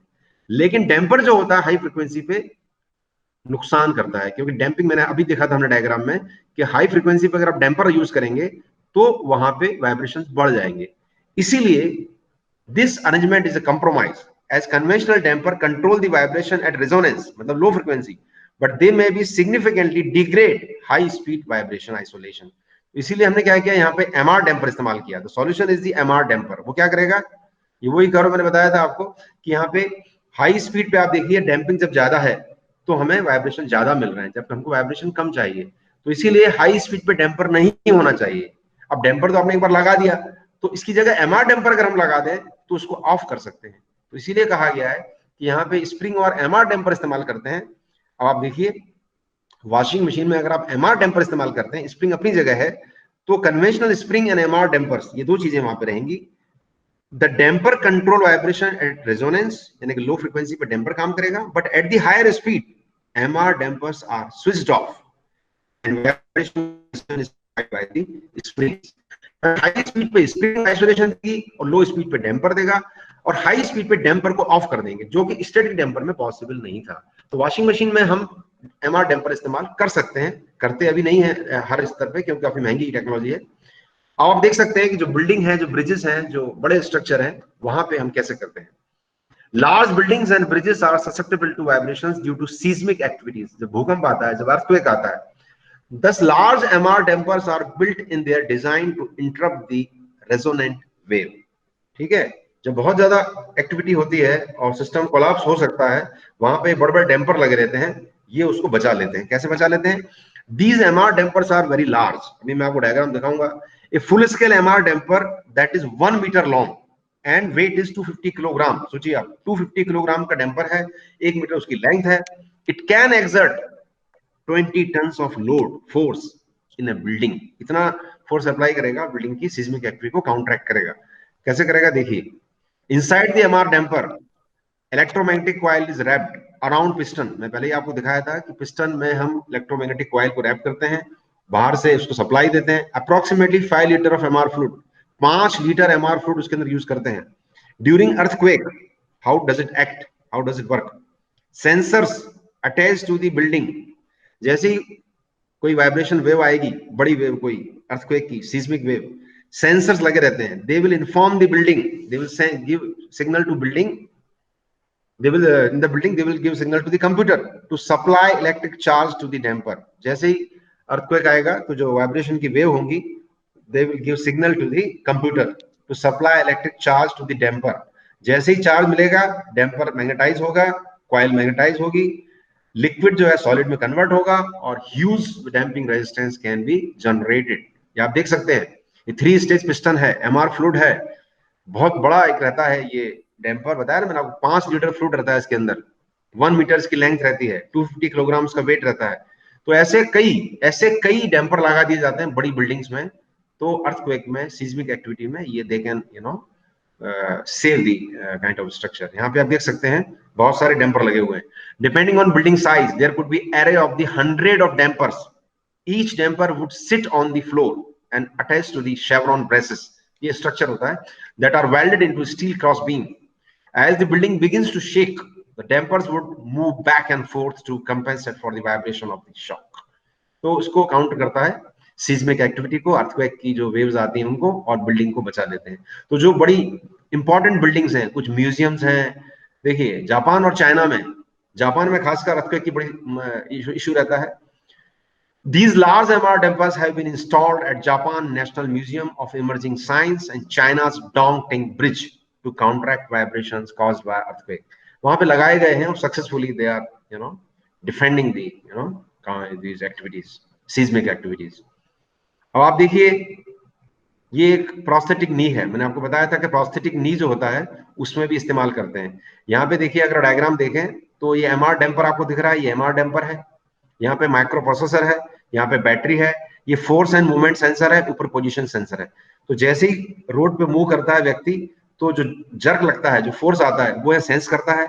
यहाँ से पोजीशन सेंसर होता है, ये इन्फॉर्मेशन देते हैं माइक्रो प्रोसेसर को। माइक्रो प्रोसेसर उसको एनालाइज करता है, डेटा को एनालाइज करता है, प्रोसेस करता है, और वो एमआर फ्लूइड डैम्पर को अकॉर्डिंगली उसको करंट दिया जाता है बैटरी के माध्यम से, जिससे वो उतना डैम्पिंग रेजिस्टेंस प्रोड्यूस करता है जितना डिजायर्ड है। तो रोड कंडीशन के हिसाब से एक कंफर्ट राइड उसको मिलता है। तो यहाँ पे एमआर डैम्पर जो है इस सेंसर्स की हेल्प से, और ये डेटा प्रोसेसिंग जो यूनिट है माइक्रो प्रोसेसर, ये डेटा को प्रोसेस करके accordingly current will be supplied and through battery, and MR fluid damper will help us to achieve the variable damping। Road condition के हिसाब से उसको प्रॉब्लम नहीं आती, इसे बोलते हैं MR damper for human prosthetic knee. तो ऐसी बहुत सारी एप्लीकेशन हो सकती है जहां पे वेरिएबल डैम्पिंग हम लें। ये क्लच है, आप देख सकते हैं यहाँ पे। आवाज आ रही है पांडे जी, ठाकुर साहब? ओके, ये सर। आ रही है ना? हाँ, दिक्कत तो नहीं है ना? ठीक चल रहा है ना? ठीक चल रहा दिख सर। रहा है, फिगर वगैरह सब दिख रहा है ना? ये अभी सर, ये देखिए सर। एमआर क्लच है, हमने एमआर डैम्पर की बात की, हमने एमआर डैम्पर ऑटोमोटिव व्हीकल्स में कैसा लगता है, फिर हमने देखा जो बड़ी बिल्डिंग्स हैं वहां पे अगर हमको वाइब्रेशंस को रोकना है भूकंप या सीस्मिक एक्टिविटी के दौरान, अर्थक्वेक की वजह से सीस्मिक एक्टिविटी में, तो हम बड़े डैम्पर इस्तेमाल करेंगे, नंबर ऑफ डैम्पर इस्तेमाल करेंगे। और कंफर्टेबली देखा गया है कि हम इस तरह की एक्टिविटी से, क्योंकि जब भी आपको ऐसा लगता है, आप करंट सप्लाई करिए, लिक्विड से सॉलिड में कन्वर्ट करिए, डैम्पिंग रेजिस्टेंस अचीव करिए, तो आपको कंट्रोलेबल बिहेवियर मिल रहा है, जो कि स्टैटिक डैम्पर में पॉसिबल नहीं है। आगे हम देखेंगे कि एमआर ब्रेक में भी ऐसे ही करते हैं, ब्रेकिंग टॉर्क को वेरी करते हैं। यहाँ पे क्लच है, यहाँ पे क्या हो रहा है देखिए, अगर आप देखें, एक इनपुट शाफ्ट है, आउटपुट शाफ्ट है, इनको कनेक्ट करना है, डिस्कनेक्ट करना है। In MR clutch a thin layer of MR fluid, दोनों के बीच आपको एमआर फ्लूइड की ये लेयर दिख रही है। जैसे ही आप करंट सप्लाई करेंगे तो वो सॉलिडिफाई हो जाएगा और वो उन दोनों को कनेक्ट कर देगा। जैसे ही आप डिस्कनेक्ट करना होगा तो आप उसको करंट को जीरो कर दीजिए, मैग्नेटिक फील्ड को जीरो कर दीजिए। तो कहा गया है in MR clutch a thin layer of MR fluid. In MR clutch, an MR clutch, a thin layer of MR fluid mechanically connect or disconnect the input and output shaft of the clutch, thereby achieving smooth vehicle launch। Smooth vehicle launch मिलेगा आपको, jerk नहीं आएगा, कोई वैसा नहीं होगा, क्योंकि current बहुत स्मूथली आप जीरो भी कर सकते हैं, बढ़ा भी सकते हैं। The MRF clutch therefore may replace the existing torque converter and therefore help increase the fuel economy. Fuel economy आप अचीव कर सकते हैं, कोई जर्क नहीं आएगा, कोई वो नहीं होगा, बड़े इजीली आप कनेक्ट कर सकते हैं, डिस्कनेक्ट कर सकते हैं, just by using some amount of MR liquid, MR fluid and using electromagnet. ये देख सकते हैं एमआर ब्रेक है। इसमें क्या है, एमआर ब्रेक क्या होता है देखिए, एक शाफ्ट है, एक रोटर है। It is nothing but A rotor mounted on A shaft, A rotor mounted on A shaft enclosed in a housing। Inside the housing there is a certain amount of MR fluid, outside the housing there is electromagnetic surrounding the periphery of the device। उसकी periphery पे, surrounding पे हमने एक electromagnetic coil rap कर दिया है जो electromagnet की तरह काम करेगा। तो कुछ भी नहीं है, एमआर ब्रेक में क्या है, एक शाफ्ट है, एक रोटर है, एक हाउसिंग है, थोड़ा सा एमआर फ्लूइड है, और जो हाउसिंग के बाहर हमने एक कॉइल को लपेट दिया है जिससे वो एक इलेक्ट्रोमैग्नेट की तरह काम कर रही है। अब जब आप उस कॉइल को एक्टिवेट करेंगे, इलेक्ट्रिक करंट देंगे, मैग्नेटिक फील्ड देंगे, तो वो मैग्नेट एक्टिवेट होगा। वो मैग्नेट जो है इस एमआर फ्लूइड को एक्टिवेट करेगा। एमआर फ्लूइड के जो पार्टिकल्स हैं वो अलाइन होंगे, लिक्विड से सॉलिड में कन्वर्ट होंगे, और उस रोटर के मोशन को रेजिस्टेंस ऑफर करेंगे, ब्रेकिंग टॉर्क ऑफर करेंगे। तो आप जितना ज्यादा करंट अप्लाई करेंगे उतना ज्यादा ब्रेकिंग टॉर्क मिलेगा। अगर आप करंट जीरो कर देंगे तो मिनिमम ब्रेकिंग टॉर्क होगा। तो कहने का मतलब ये है कि you can achieve the variable braking torque, controllable braking torque. You can manipulate the braking torque just by using a simple knob, just by changing the electric current, just by changing the magnetic field, you can bring the controllable behavior in the picture। यहाँ आप देख सकते हैं, ये उसी break का experimental results हैं। यहाँ पे देखिए, जो बहुत सारी आपको दिख रहा है, ये टॉर्क अगेंस्ट स्पीड है, लेकिन डिफरेंट मैग्नेटिक फील्ड पे है। यहाँ दिखाया गया है, पहला कर्व जो है आपको दिख रहा है, सबसे नीचे जो कर्व है, स्ट्रेट लाइन है, हालांकि वो 0 एम्पियर पे है। वो मिनिमम टॉर्क तो ब्रेकिंग टॉर्क होगा ही फ्रिक्शन की वजह से। अभी तक हमने करंट अप्लाई नहीं किया है। जैसे ही आप करंट अप्लाई करेंगे there will be significant increment. आप देख सकते हैं अगला कर्व काफी ऊपर है, वो 0.25 एम्पियर है, फिर 0.5 एम्पियर है, फिर 0.75 एम्पियर है, और आगे जाएंगे तो और depending on the saturation of magnetic saturation of the material you can go for higher and higher braking torque. तो कहने का मतलब यह है कि स्पष्ट है इस डायग्राम से कि ज्यादा से ज्यादा ब्रेकिंग टॉर्क आपको मिलेगा जब आप ज्यादा से ज्यादा करंट अप्लाई करेंगे। तो अब एक और एप्लीकेशन बताता हूं मैं आपको, एमआर फिनिशिंग। अभी तक जो बातें की हमने वो डिवाइसेस की बात की, एमआर डैम्पर की बात की, एमआर ब्रेक की बात की, एमआर क्लच की बात की। हर जगह आपने देखा कि हम करंट को चेंज करके, फील्ड को चेंज करके हम कंट्रोलेबल बिहेवियर को यूज कर सकते हैं, ले सकते हैं। मैकेनिकल एप्लीकेशंस में। अब प्रोडक्शन में भी इसका इस्तेमाल होता है। जो एक्यूरेट फिनिशिंग अगर आपको चाहिए तो क्या करते हैं, देखिए यहाँ पे आप देख सकते हैं, यहाँ बताया गया है, थोड़ा देख लीजिए, पढ़ लीजिए पहले। MR fluid containing non magnetic abrasive slurry, non magnetic abrasive slurry powder लेते हैं और उससे हम हाई क्वालिटी फिनिशिंग अचीव करते हैं। कैसे? यहाँ पे मैग्नेटिक फील्ड एमआर फ्लूइड कैसे हेल्प करता है वो देखिए। अंडर हाई शियर, मतलब हाई स्पीड पे, flow of non magnetic abrasive particle causes metal removal.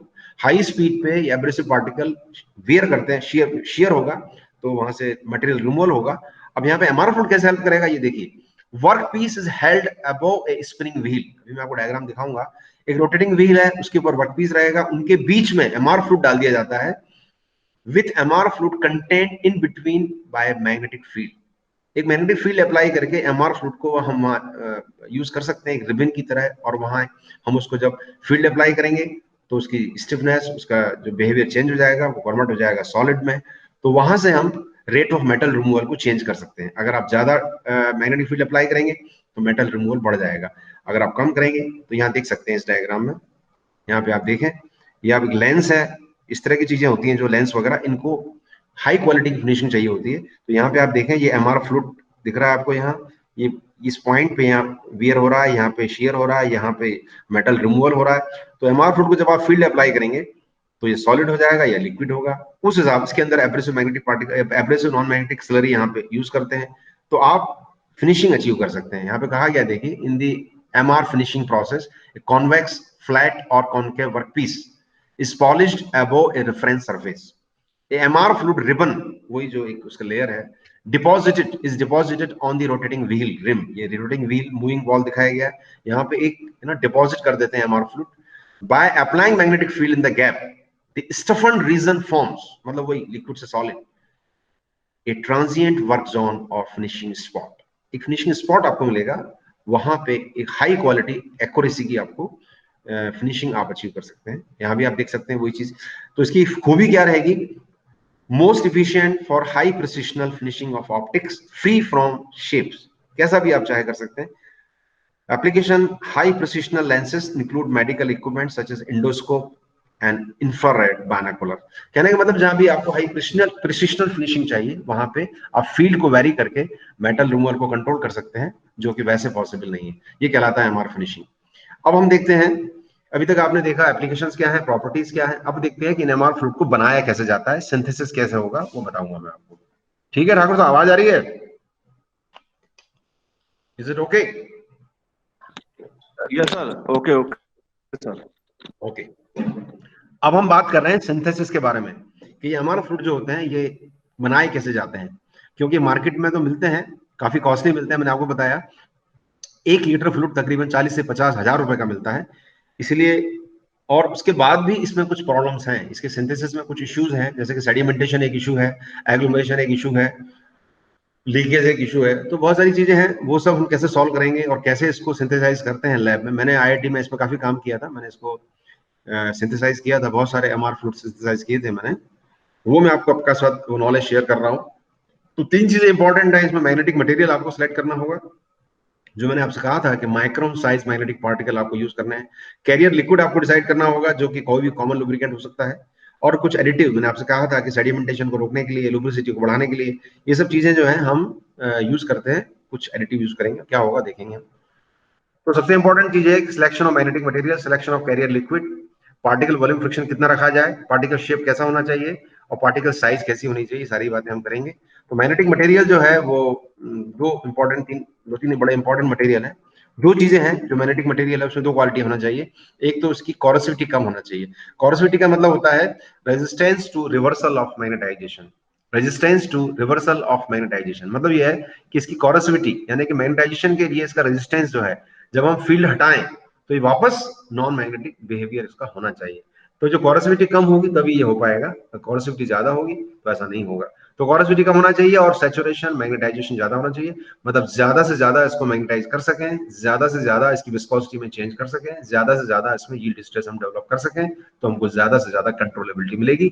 तो पार्टिकल में कोरोसिविटी कम होना चाहिए, पार्टिकल में कोरोसिविटी कम होना चाहिए, सैचुरेशन मैग्नेटाइजेशन ज्यादा होना चाहिए।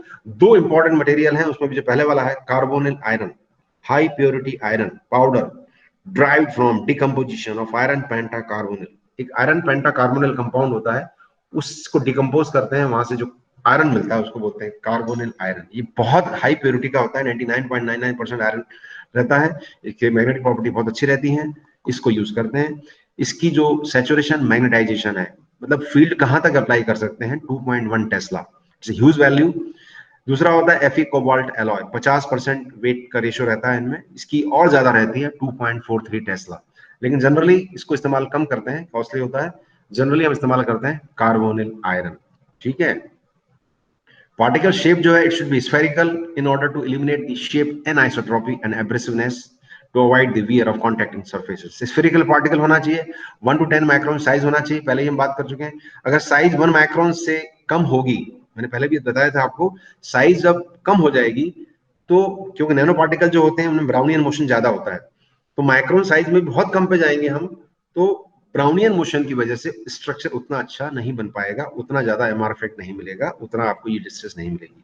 और पार्टिकल साइज 10 माइक्रोन से ज्यादा लेंगे तो पार्टिकल नीचे बैठ जाएंगे, सेडिमेंटेशन हो जाएगा, तो दोनों पार्टिकल और लिक्विड में सेपरेशन हो जाएगा, तो वो सस्पेंशन की तरह बिहेव नहीं करेगा, तो उसमें वो मैग्नेटिक इफेक्ट नहीं आ पाएगा। इसीलिए 10 माइक्रोन से ज्यादा नहीं लेना है, 1 माइक्रोन से कम नहीं लेना है, ये एक ऑप्टिमम रेंज है। पार्टिकल स्फेरिकल होना चाहिए। वॉल्यूम फ्रिक्शन जो है, यानी कि वॉल्यूम के पॉइंट ऑफ व्यू से मैग्नेटिक पार्टिकल कितने हो, लिक्विड कितना हो, तो 0.2 to 0.4 या 0.5 जो है, यानी कि 20 to 50% ही पार्टिकल होना चाहिए। इससे ज्यादा पार्टिकल अगर लेंगे तो उसकी विस्कोसिटी बहुत बढ़ जाएगी, विस्कोसिटी बढ़ जाएगी तो एमआर इफेक्ट कम हो जाएगा। मैंने पहले ही बताया था आपको कि ऑफ स्टेट विस्कोसिटी कम होना चाहिए, इसीलिए 0.2 से 0.5 के बीच ही लेते हैं, ज्यादा नहीं लेते। और अगर हम कम रखेंगे 0.2 से, तो फिर कम होगा तो पार्टिकल कम होंगे तो एमआर इफेक्ट कम होगा। तो कहने का मतलब ये 0.2 से 0.5 ऑप्टिमम पार्टिकल वॉल्यूम फ्रिक्शन है। तो पार्टिकल स्फेरिकल है, 0.2 से 0.5 इसका रेंज है पार्टिकल वॉल्यूम फ्रिक्शन की, यानी कि percentage loading by volume. And micron में अगर इसकी साइज देखें तो 1 से 10 माइक्रोन, ठीक है।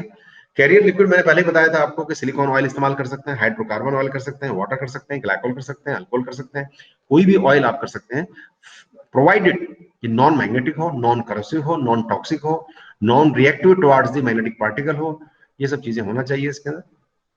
कुछ एडिटिव इस्तेमाल करते हैं।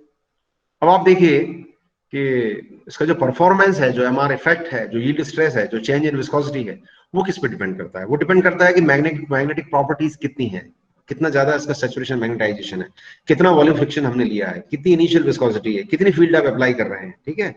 ये सारी चीजें डिसाइड करती हैं। आप देख सकते हैं ये मॉडलिंग की गई थी तो पाया गया कि वॉल्यूम फ्रिक्शन जब 0.2 है, एक स्पेसिफिक कंपोजिशन के लिए बता रहा हूं मैं आपको, जनरल नहीं है, लेकिन एक एग्जांपल है जो बताता है कि how particle volume friction affects the yield stress develop. अगर वॉल्यूम फ्रिक्शन को 0.2 रखा गया, जब वॉल्यूम फ्रिक्शन को एक स्पेसिफिक कंपोजिशन ली गई, उसमें वॉल्यूम फ्रिक्शन 0.2 था, तो 60 kilo pascal yield stress develop हुई।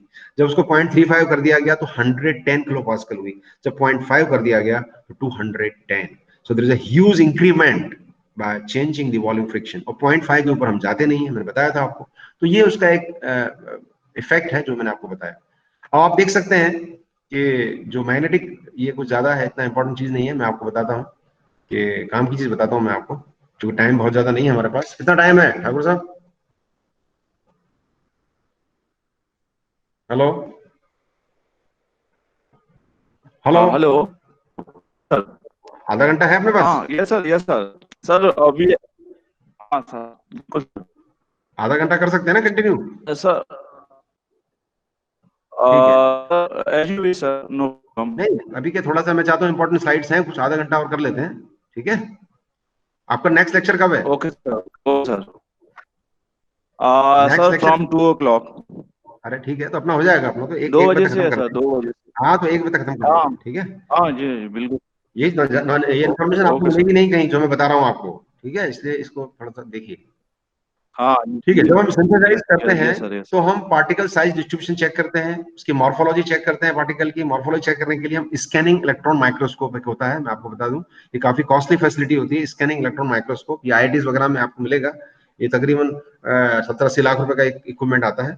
मैग्नेटिक कैरेक्टराइजेशन के लिए हम वाइब्रेशन सैंपल मैग्नेटोमीटर एक फैसिलिटी होती है, मैं आपको दिखाता हूँ। ये आप देख सकते हैं, इसको बोलते हैं वीएसएम, वाइब्रेटिंग सैंपल मैग्नेटोमीटर, ये भी तकरीबन 80-90 लाख रुपए का इक्विपमेंट आता है। इसमें आप किसी भी मैग्नेटिक मटेरियल का सैचुरेशन मैग्नेटाइजेशन चेक कर सकते हैं, उसकी कोर्सिविटी पता कर सकते हैं, उसका बीएच कर्व निकाल सकते हैं, उसका एमएच कर्व निकाल सकते हैं। ये सब आपको पता होना चाहिए, अगर आप रिसर्च करते हैं तो ये सब आपको करना होगा। ये फैसिलिटी हर आईआईटी में आपको मिल जाएगी। So this is one of the characterization technique used for magnetic materials. SEM देखिए, ये हमने निकाला है, किसी एक मटेरियल का एमएच कर्व निकाला है, ये उस लिक्विड का हमने बीएच कर्व निकाला है, बी मतलब फ्लक्स डेंसिटी, एच मतलब फील्ड, और एम जो है उसका मैग्नेटिक मोमेंट होता है, मैग्नेटिक फील्ड है एच। ये सब मैं आपको फैमिलियर करना चाहता हूँ, इसीलिए बता रहा हूँ। ये अब देखिए, ये उसका एसईएम है, ये बताता है कि पार्टिकल्स की मॉर्फोलॉजी क्या है, उसका शेप क्या है, उसका पार्टिकल डिस्ट्रीब्यूशन क्या है, ये सब चीजें बताता है, टेक्सचर क्या है। ठीक है, यहाँ आप देख सकते हैं पार्टिकल साइज डिस्ट्रीब्यूशन, मॉर्फोलॉजी और मैग्नेटिक कैरेक्टराइजेशन। ये तीन चीजें की जाती हैं किसी भी मटेरियल को यूज करने के पहले कैरेक्टराइजेशन के पॉइंट ऑफ व्यू से।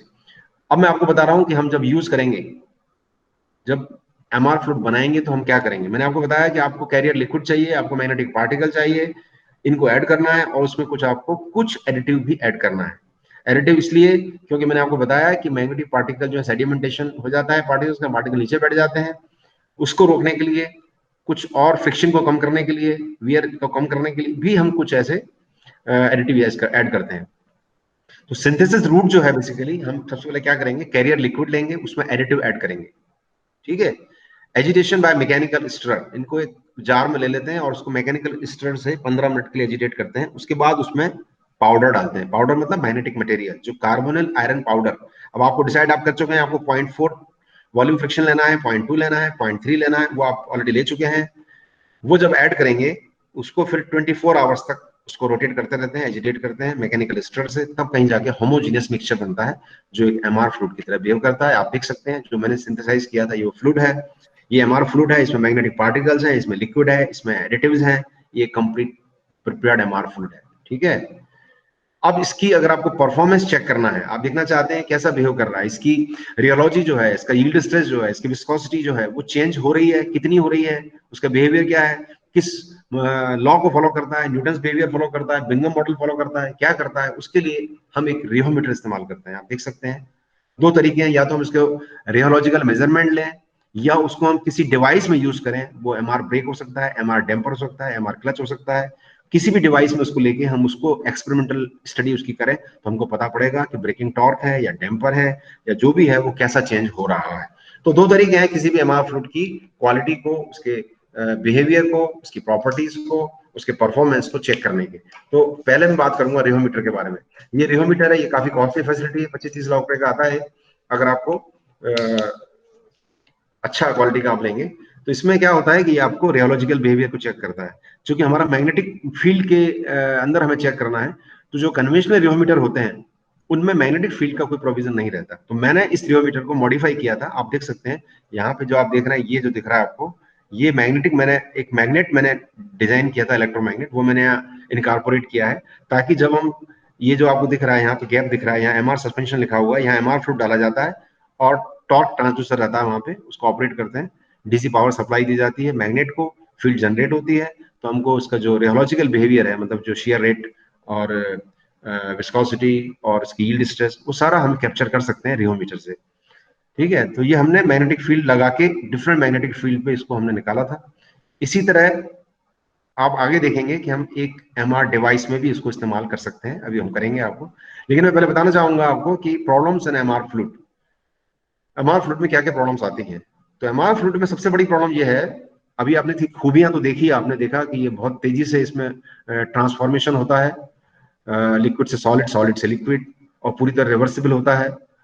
लेकिन इसमें दिक्कत क्या है, जो मैग्नेटिक पार्टिकल हैं, जनरली आयरन यूज करते हैं, उसकी डेंसिटी काफी ज्यादा होती है, अराउंड 8 ग्राम पर सीसी। और जो कैरियर लिक्विड है, कोई भी कॉमन लुब्रिकेंट आप लेंगे तो 1.5 ग्राम पर सीसी। तो इन दोनों में काफी डिफरेंस होता है, there is a huge difference in the density of the particle and the carrier liquid, जिसकी वजह से, इस डेंसिटी डिफरेंस की वजह से पार्टिकल नीचे बैठ जाते हैं, क्योंकि सेटलिंग वेलोसिटी जो होती है वो होती है difference of the density upon 9 times theta. ये सेटलिंग वेलोसिटी का फार्मूला है, gr²2 आप जानते हैं, स्टोक्स सेटलिंग वेलोसिटी। जितना ज्यादा डिफरेंस होगा, स्टोक्स सेटलिंग वेलोसिटी बताती है कि difference of velocity, difference of density ज्यादा होगा तो वेलोसिटी ज्यादा होगी, मतलब पार्टिकल्स तेजी से नीचे बैठ जाएंगे। तो यहाँ पे काफी बड़ा डिफरेंस है, 8 ग्राम पर सीसी और 1 ग्राम पर सीसी। एक जनरल डिफरेंस आप देख सकते हैं। तो इसकी वजह से पार्टिकल्स नीचे बैठ जाते हैं, सेडिमेंटेशन हो जाता है। ये एक इशू है, इंपॉर्टेंट प्रॉब्लम है। आप कितना भी महंगा एमआर फ्लूइड मार्केट से खरीद लीजिए, वो लोग क्लेम तो करते हैं, लेकिन मैंने ऑब्जर्व किया है, आईआईटी में बहुत सारे फ्लूइड यूज किए हैं, उनमें सेडिमेंटेशन होता ही है। हाँ, हालांकि जब आप इसको मिक्सिंग करते हैं, कोई भी आप स्टर यूज करेंगे, इवन आप किसी भी रॉड से, चम्मच से आप उसको घुमा देंगे तो ठीक हो जाता है, लेकिन सेटलिंग होती है, सेडिमेंटेशन होता है, एक इशू है। दूसरा, इसकी कॉस्ट बहुत ज्यादा रहती है। मैंने बताया आपको $500 से $600 1 लीटर की कॉस्ट है। ये कॉस्ट क्यों है? क्योंकि इसके अंदर जो मैग्नेटिक मटेरियल हम इस्तेमाल करते हैं, कार्बोनिल आयरन, वो तकरीबन $150 पर केजी, यानी तकरीबन आप देख सकते हैं 7-8 हजार रुपए का 1 केजी आता है। और 1 लीटर फ्लूइड में आपको तकरीबन जो है 3 लीटर करीब आपको यूज करना पड़ता है। और 3 केजी आप पार्टिकल यूज करेंगे 1 लीटर में, तो 3 केजी मतलब 25-30 हजार रुपए का तो आपको पार्टिकल ही हो गए। तो इसीलिए काफी कॉस्टली पड़ता है। तो कैसे इसको सॉल्व करेंगे देखेंगे हम। दूसरा क्या है कि सीलिंग चाहिए, अदरवाइज लीक करता है।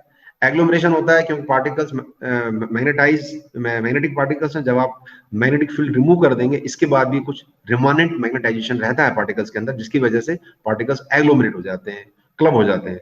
तो वो भी एक इशू है। दूसरा, इन यूज थिकनिंग, बहुत लंबे समय तक इसको यूज करने के बाद ये इसमें एक पेस्ट की तरह हो जाता है, इवेंचुअली बिकम्स अनवर्केबल पेस्ट, वो फिर उतना अच्छा काम नहीं करता। तो सीलिंग एक इशू है, एग्लोमरेशन एक इशू है, सेडिमेंटेशन एक इशू है, और कॉस्ट एक इशू है। ये कुछ इशूज एंड प्रॉब्लम्स हैं एमआर फ्लूइड में, जो इसकी कमर्शियलाइजेशन के लिए हर्डल्स हैं, ऑब्स्टेकल्स हैं। इनको कैसे हम सॉल्व करते हैं आगे देखते हैं, बताता हूं मैं आपको। इसको सेडिमेंटेशन को हम ऐसे मेजर करते हैं, इसको रख देते हैं लंबे समय के लिए, फिर हम देखते हैं कि पार्टिकल से नीचे बैठ जाते हैं तो ये कितना, आप देख सकते हैं लाल रंग से आपको दिख रहा होगा, ये सेडिमेंटेड हाइट है उसकी। और जब सेडिमेंटेशन नहीं है तब पूरा का पूरा सस्पेंशन की तरह बिहेव कर रहा है। तो ये हाइट जितनी ज्यादा होगी उतना ही आप देख सकते हैं कि सेडिमेंटेशन ज्यादा होगा। तो इससे हम इसको मेजर करते हैं। अब देखिए, मैंने आपको बताया कि सेडिमेंटेशन एक इशू है, सीलिंग एक इशू है। उन दोनों को सॉल्व करने के लिए हम, एक सेकंड, ये थोड़ा सा प्रॉब्लम आ रहा है। हाँ, तो देखिए जो इश्यूज हैं, सेडिमेंटेशन की प्रॉब्लम है और इसके अंदर लीकेज की प्रॉब्लम है। अगर ये ऑफ स्टेट में एक लिक्विड की तरह बिहेव करता है तो आपको सीलिंग भी प्रॉपर करना पड़ती है, अदरवाइज लीक हो सकता है। तो उन दोनों ही प्रॉब्लम का एक सोल्यूशन निकाला गया, जिसको कहते हैं एमआर ग्रीस। एमआर ग्रीस में हम क्या करते हैं, जो एमआर फ्लूइड है, जिसमें एमआर फ्लूइड में आपने देखा पार्टिकल्स हैं, लिक्विड है और एडिटिव्स हैं। अगर हम इसमें थोड़ा सा ग्रीस मिला दें तो ग्रीस मिलाने से क्या होगा कि सेडिमेंटेशन नहीं होगा और दूसरा लीकेज भी नहीं होगा। तो ऐसा एमआर फ्लूइड जिसमें ग्रीस भी ऐड किया जाता है उसको हम एमआर ग्रीस बोलते हैं। ठीक है, तो प्रॉब्लम जो दो है, एक सेडिमेंटेशन और दूसरा sealing. Good sealing is required. Single solution for both the problems, use of thickening agent grease. तो MR grease is nothing but MR fluid having certain amount of Greece.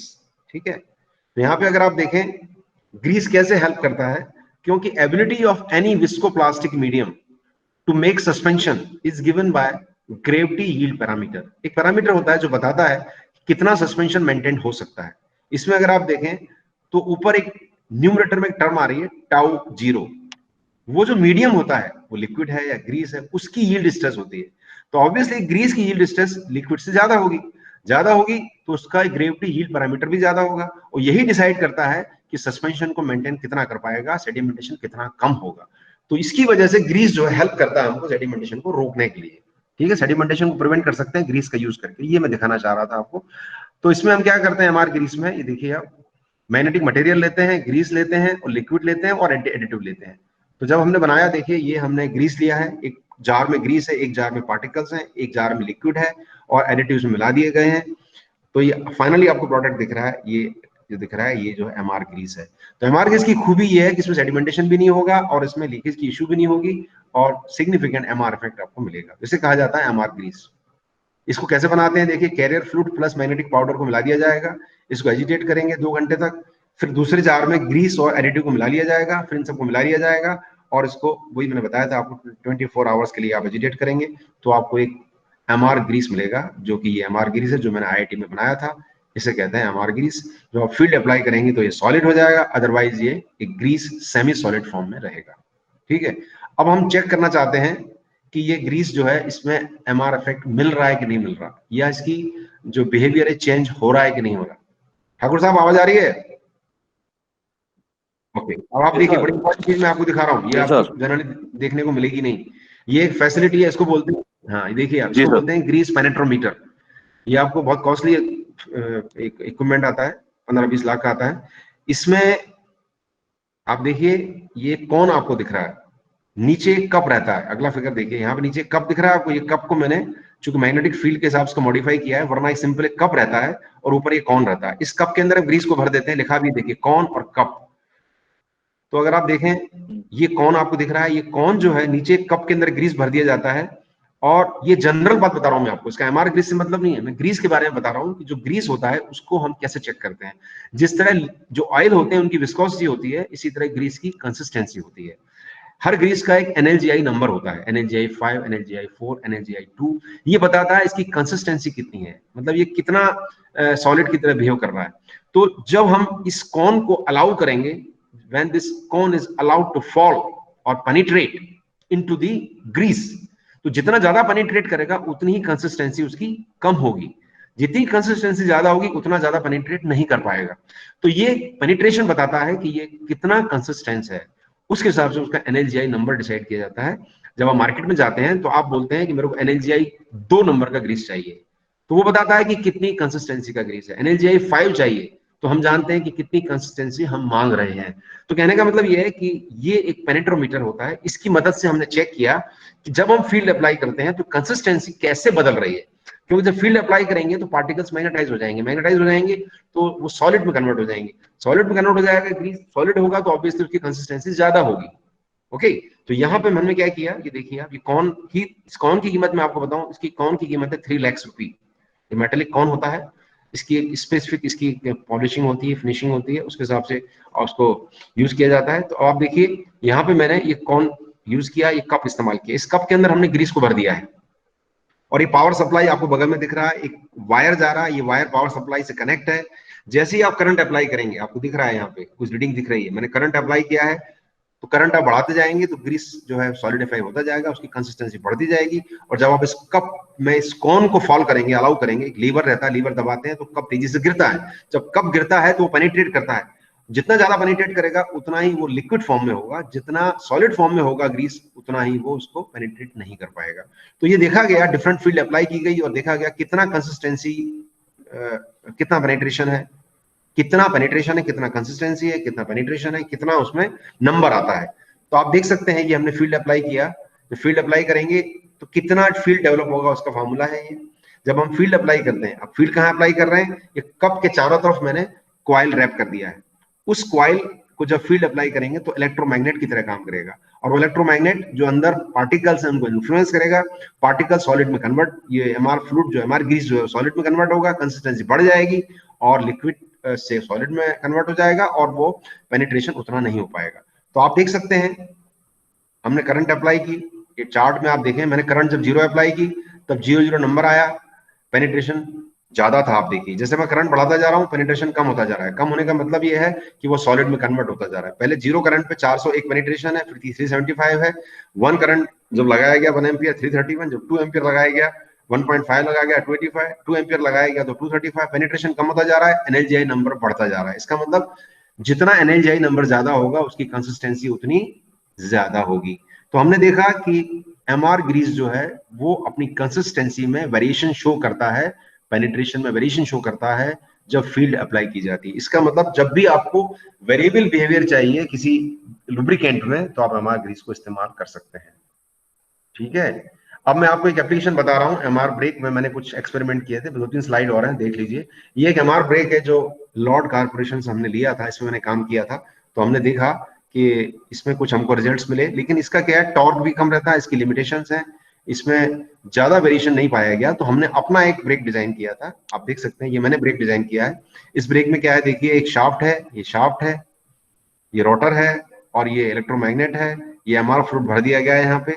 तो हमने 2 ब्रेक डिजाइन किए, एक में जो gap है, gap मतलब मैंने आपको बताया कि हाउसिंग और रोटर के बीच गैप होगा, उसमें फ्लूइड भरा जाएगा। एमआर ब्रेक में क्या है देखिए, एक शाफ्ट है, एक रोटर है, रोटर हाउसिंग के अंदर है, ये पूरी असेंबली हाउसिंग के अंदर है। मैं आपको दिखाता हूँ कैसे, डायग्राम देखिए, ये देखिए यहाँ पे, ये आपको शाफ्ट के ऊपर आपको रोटर दिख रहा है, ये 2 साइड जो दिख रही हैं, 2 आपको डिस्क दिख रही हैं, ये दोनों डिस्क एक लेफ्ट से आएगी एक राइट से आएगी, इसको कवर करेंगे तो ये कंप्लीट असेंबली बनेगी जो कि आपको राइट साइड के फिगर में दिख रही है।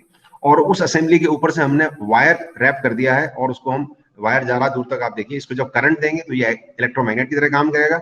ये इलेक्ट्रोमैग्नेट जो है, जो फ्लूइड अंदर भरा हुआ है, फ्लूइड कहाँ भरा हुआ है, ये देखिए, ये रोटर जो है इसके और हाउसिंग के बीच यहाँ फ्लूइड भरा रहेगा। आप देख सकते हैं यहाँ पे फ्लूइड दिखाया गया है। ये आपको जो कलर दिख रहा है, आपको ये ब्लू टाइप का कलर, जो ब्लू के पास जो है ये वाला कलर आपको दिख रहा है ना, ग्रीन टाइप का, ये हमारा फ्लूइड है। तो यहाँ पे अगर आप देखेंगे, ये गैप जो है, गैप हमने जो दिया है जहां पे फ्लूइड भरा गया है, उसको हमने 1 mm रखा, और दूसरे ब्रेक में हमने 2 ब्रेक बनाए, एक में 1 mm रखा, एक में 2 mm रखा। तो 2 ब्रेक में हमने जब एक्सपेरिमेंट किया तो हमने पाया, ये देखिए ऐसा एक्सपेरिमेंट किया जाता है।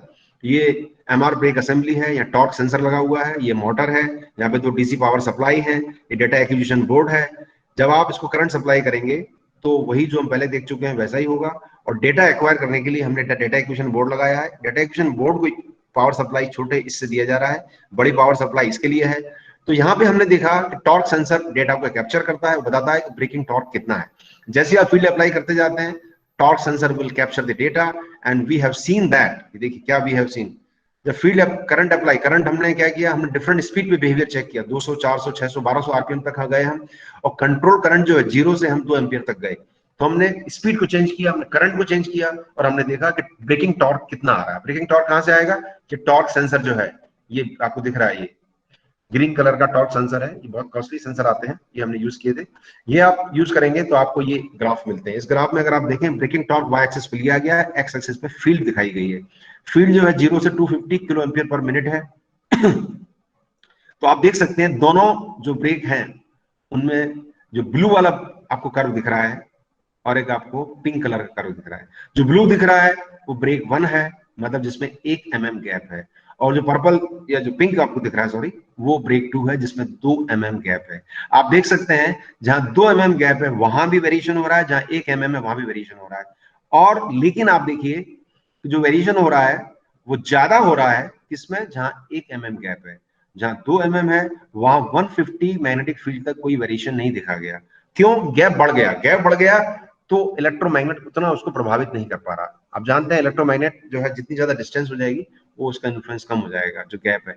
तो देखा गया है कि दोनों ही तरह के ब्रेक जो है वो मैग्नेटिक फील्ड की वजह से ब्रेकिंग टॉर्क में सिग्निफिकेंट चेंज आपको दिख रहा है। आप देख सकते हैं ब्रेकिंग टॉर्क चेंज हो रहा है सिग्निफिकेंटली, सब्सटेंशियली। लेकिन एमआर ब्रेक 2 जो है, जहां पे ब्रेकिंग गैप 2 mm है, वहां पे उतना इफेक्ट नहीं देखा गया। 150 किलो एम्पियर पर मीटर एक थ्रेशोल्ड वैल्यू है, उसके पहले कोई परिवर्तन नहीं देखा गया, उसके बाद देखा गया। लेकिन जहां गैप 1 mm है वहां पे सब्सटेंशियल देखा गया। तो गैप का भी बड़ा इंपॉर्टेंस है जब आप ब्रेक डिजाइन करते हैं, डैम्पर डिजाइन करते हैं, तो ये चीजें भी इंपॉर्टेंट होती हैं। तो आप देख सकते हैं अब मैं आगे इसको बताता हूं आपको। मैंने एक टर्म डिफाइन की, एम्पलीफिकेशन फैक्टर। एम्पलीफिकेशन फैक्टर ये बताता है कि जो टॉर्क है किसी एक करंट पे, वो करंट जो भी है, अपॉन जीरो करंट, मतलब ऑफ स्टेट टॉर्क हमने लिया है डिनोमिनेटर में, और ऊपर लिया है ऑन स्टेट टॉर्क। यानी कि जो रेशियो है, कितना टॉर्क बदल रहा है, करंट पे कितना टॉर्क आ रहा है और जीरो करंट पे कितना टॉर्क आ रहा है, इसको कहा गया एम्पलीफिकेशन फैक्टर। तो एम्पलीफिकेशन फैक्टर कितना है, देखिए, मतलब कितने गुना टॉर्क हम हासिल कर सकते हैं करंट अप्लाई करके। ये 2 ब्रेक में देखा गया। तो जो 1 mm का ब्रेक है वहां पे आप उसकी बात कर रहा हूं मैं, 200 आरपीएम पे ये कुछ वैल्यू आ रही है, 1200 आरपीएम पे कुछ वैल्यू आ रही है। देखिए अब ये वैल्यू 88 आ रही है, मतलब 88 गुना टॉर्क हम अचीव कर सकते हैं। लेकिन जब हमने हाई स्पीड पे देखा तो एम्पलीफिकेशन फैक्टर उतना नहीं मिल रहा है। क्यों नहीं मिल रहा है, क्यों, मैंने आपको शुरू में बताया था कि ज्यादा स्पीड पे ये लिक्विड जो है शेयर थिनिंग बिहेवियर शो करते हैं, इनकी विस्कोसिटी कम हो जाती है। थोड़ी विस्कोसिटी कम हो जाएगी तो हमारा इफेक्ट भी कम हो जाएगा। तो इसलिए 1200 आरपीएम पे जो आप देख रहे हैं वहां जो एम्पलीफिकेशन फैक्टर है, अब आप देखिए एम्पलीफिकेशन फैक्टर क्या है, बेसिकली ये बता रहा है कि कितने गुना टॉर्क हम अचीव कर सकते हैं करंट अप्लाई करके। जीरो करंट से हम हाईएस्ट करंट पे गए तो कितना गुना टॉर्क मेंटेन कर पाए हम। तो 88 आ रहा है 200 आरपीएम पे। ये ब्रेक 1 की बात कर रहा हूं मैं। एक ब्रेक हमने फिक्स कर दिया है, ब्रेक 1, वहां पे हमने स्पीड के साथ देखा 200 आरपीएम पे 88 गुना हम टॉर्क पता कर सके, मतलब अचीव कर सके। 1200 आरपीएम पे ये 54 के करीब है, थोड़ा सा रिडक्शन हुआ है, शेयर थिनिंग बिहेवियर देखा गया, लेकिन फिर भी 54 गुना आप टॉर्क ले सकते हैं 1200 आरपीएम पे। ये इंपॉर्टेंट बात है, इंपॉर्टेंट कंक्लूजन है। और कम आरपीएम पे तो ये और ज्यादा मिल रहा है। तो देखा गया है, क्या देखा गया, आप देखिए रिजल्ट क्या है। मैं 2-3 स्लाइड और जल्दी से देख लीजिए। Torque TMR increases with control current, that is magnetic field at all speed। सभी स्पीड पे आपने देखा कि करंट को बढ़ाने से टॉर्क बढ़ रहा है। Torque TMR reduces with increment of gap from 1 mm to 2 mm at almost all speed. मैंने बताया आपको कि ब्रेक 1 में उतना टॉर्क नहीं मिला, ब्रेक 2 में उतना टॉर्क नहीं मिला जितना ब्रेक 1 में मिला। इसीलिए कहा गया है torque reduces with increment of gap from 1 mm to 2 mm, यानी गैप का भी इंपॉर्टेंस है ना, gap has got importance in designing of these kind of devices. Break 2 does not offer significant torque at magnetic field less than 150. मैंने आपको बताया था कि 150 के पहले टॉर्क में चेंज नहीं आ रहा है, इसका मतलब एक थ्रेशोल्ड वैल्यू है। इसका मतलब गैप और मैग्नेटिक फील्ड का एक आपको ऑप्टिमम एक निकालना पड़ेगा कॉम्बिनेशन। अप्रोक्सीमेटली लीनियर बिहेवियर आप देख सकते हैं, शुरू में अगर आप छोड़ दें तो बाद में ऑलमोस्ट लीनियर बिहेवियर आपको दिख रहा है, ठीक है। तो ये कहा गया approximately linear behaviour was found between the torque and field, between the current and field, torque and field. फिर कहा गया कि एम्प्लीफिकेशन फैक्टर मैंने आपको बताया for both the speed 200 and 1200 जो है इट इज इंक्रीजेस, है ना, लेकिन ये देखा गया कि it is high value of amplification factor obtained is as high as 88, which proves the utility of MR brake and controllable braking torque application where wide range of torque can be achieved. Amplification factor at 200 rpm is higher than amplification factor at 1200 rpm. यहाँ पे कितना था? 88 था, यहाँ पे 54 है. This shows reduction in the braking torque at high speed. This is due to the shear thinning behavior. मैंने पहले ही बताया आपको। तो ये कुछ खास बातें थी, हम इसको कंक्लूड कर रहा हूं। 2 स्लाइड और हैं, आप देख लीजिए। सारी स्टडी जो हमने की, हमने देखा एमआर फ्लूइड क्या है, ईआर फ्लूइड क्या है, फेरो फ्लूइड क्या है, एमआर फ्लूइड कैसे बेटर है, उनका कंट्रोलेबल बिहेवियर क्या है, उसमें मटेरियल क्या यूज करते हैं, फ्लूइड क्या इस्तेमाल करते हैं, कैसे बनाते हैं, कैसे यूज करते हैं, डिजाइन कैसे करते हैं डिवाइसेस, क्या उनकी एप्लीकेशंस हैं, ये सब हमने देखा। तो उन्हीं सारी बातों को मैं कहने वाला हूं फिर से कंक्लूजन में। एमआर फ्लूइड्स कंक्लूजन में, MR fluids are suspensions of micron size, particle size micron होगी, सॉफ्ट मैग्नेटिक पार्टिकल होंगे, नॉन मैग्नेटिक कैरियर लिक्विड होगा जो कि सिलिकॉन ऑयल हो सकता है, मिनरल ऑयल हो सकता है, वाटर हो सकता है, कोई भी कॉमन लुब्रिकेंट हो सकता है। MR fluid show rapid and reversible change in rheological behaviour on application of magnetic field. हमने देखा इसकी विस्कोसिटी, इसकी यील्ड स्ट्रेस, इसका फ्लो बिहेवियर चेंज होगा जब फील्ड अप्लाई की जाएगी। MR fluids are non-Newtonian fluid. They approximately follow Bingham model. मैंने आपसे कहा कि ये नॉन न्यूटोनियन है, तो फील्ड अप्लाई की जाती है तो ये बिंगम मॉडल को अप्रोक्सीमेटली फॉलो करते हैं। A good MR fluid should have high yield strength, low viscosity and high stability over broad temperature range. हमने देखा था इसकी yield strength ज्यादा होना चाहिए, लो विस्कोसिटी मतलब ऑफ स्टेट विस्कोसिटी। शुरू में जब फील्ड अप्लाई नहीं की गई तब विस्कोसिटी कम होना चाहिए, जब फील्ड अप्लाई कर दें तो yield strength ज्यादा होना चाहिए, इस तब हमको ज्यादा MR इफेक्ट मिलेगा, और स्टेबिलिटी होना चाहिए ब्रॉड टेम्परेचर रेंज के लिए। Particle shape, particle size distribution, carrier liquid, ये सारी चीजें अफेक्ट करती हैं परफॉर्मेंस को। मैंने बताया था आपको शेप जो है वो स्फेरिकल होना चाहिए, साइज जो 1 to 10 माइक्रोन होना चाहिए, डिस्ट्रीब्यूशन यूनिफॉर्म होना चाहिए, और कैरियर लिक्विड की प्रॉपर्टी हम डिस्कस कर चुके हैं। MR effect produced by the MR fluid depends on the saturation magnetization. Magnetic material with highest saturation magnetization and low porosity should be used. There are number of application of MR fluid. 2 important applications are vibration control. 2 important application क्या है? Vibration control, दूसरा torque transfer. ठीक है? Change in braking torque with magnetic field is almost linear. In MR braking torque reduces with increment of gap 1 mm to 2 mm. Increment in braking torque is sharper beyond 150 kA per meter, which can be considered as threshold value. Developed MR brakes show reduction in the braking torque with increase of speed beyond particular speed due to shear thinning behavior. The developed MR brake has high potential for commercial applications as they offer good performance in wide range of operating conditions except at very high speed. ठीक है? MR grease has better sedimentation stability than prepared MR fluid because of the grease thickening agent. MR grease showed very good sealing as no leakage of MR grease was observed. तो ये कुछ potential application है, हम इसको bearing में इस्तेमाल कर सकते हैं, इंजन माउंट्स में कर सकते हैं, और भी कई एप्लीकेशन हो सकती हैं। तो ये एक ओवरऑल स्टडी हमने की जिसमें हमने देखा कि एमआर फ्लूइड्स को हम इस्तेमाल कर सकते हैं कंट्रोलेबल बिहेवियर को अचीव करने के लिए, चाहे वो डैम्पर हो, चाहे वो ब्रेक हो, चाहे वो क्लच हो, चाहे वो वीरिंग हो। और भी बहुत सारी एप्लीकेशन हमने देखी, हमने देखा प्रोस्थेटिक नी में इस्तेमाल किया, हमने बिल्डिंग्स में इस्तेमाल किया, हमने ब्रिजेस में इस्तेमाल किया, हमने आईसी इंजन जो व्हीकल सस्पेंशन में इस्तेमाल किया, बहुत सारी फिनिशिंग में इस्तेमाल किया, वॉशिंग मशीन में इस्तेमाल किया। तो ऐसे ही बहुत सारी एप्लीकेशंस हैं, यानी कि स्मार्ट बिहेवियर है, स्मार्ट मटेरियल्स हैं, उनमें एमआर मटेरियल जो है बहुत प्रॉमिसिंग है, पोटेंशियल है उनमें इंजीनियरिंग एप्लीकेशन के लिए, हमने देखा। ये एक छोटी सी स्टडी मैंने आपको बताई। ये कुछ रेफरेंसेस हैं, लॉर्ड कारपोरेशन जो एमआर फ्लूइड बनाते हैं, उनकी वेबसाइट पे आप जाएंगे तो आपको बहुत सारे पेपर मिलेंगे। मेरा नाम आप डाल देंगे इंटरनेट पे, गूगल में, तो आपको बहुत सारे पेपर मेरे मिलेंगे आपको। Acknowledgement, I am thankful to my guide doctor H Irani, thank you for your kind attention. और अब आप कुछ पूछना चाहें तो आपका थैंक यू स्वागत सर, है। Thank you sir. अब आप जो पूछना चाहें आप। Any participant want to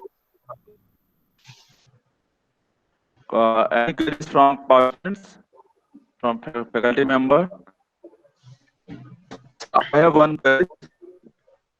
Hello. जो भी आप पूछना चाहें Hello. आपका स्वागत है, मुझे अच्छा लगेगा। Yes, sir. Sir, I have one queries. Can we use MR fluid in body or as a clothing? पढ़न क्या बोला आपने? प्लीज बताइए। Sir, can we use MR fluid in body armor like clothes?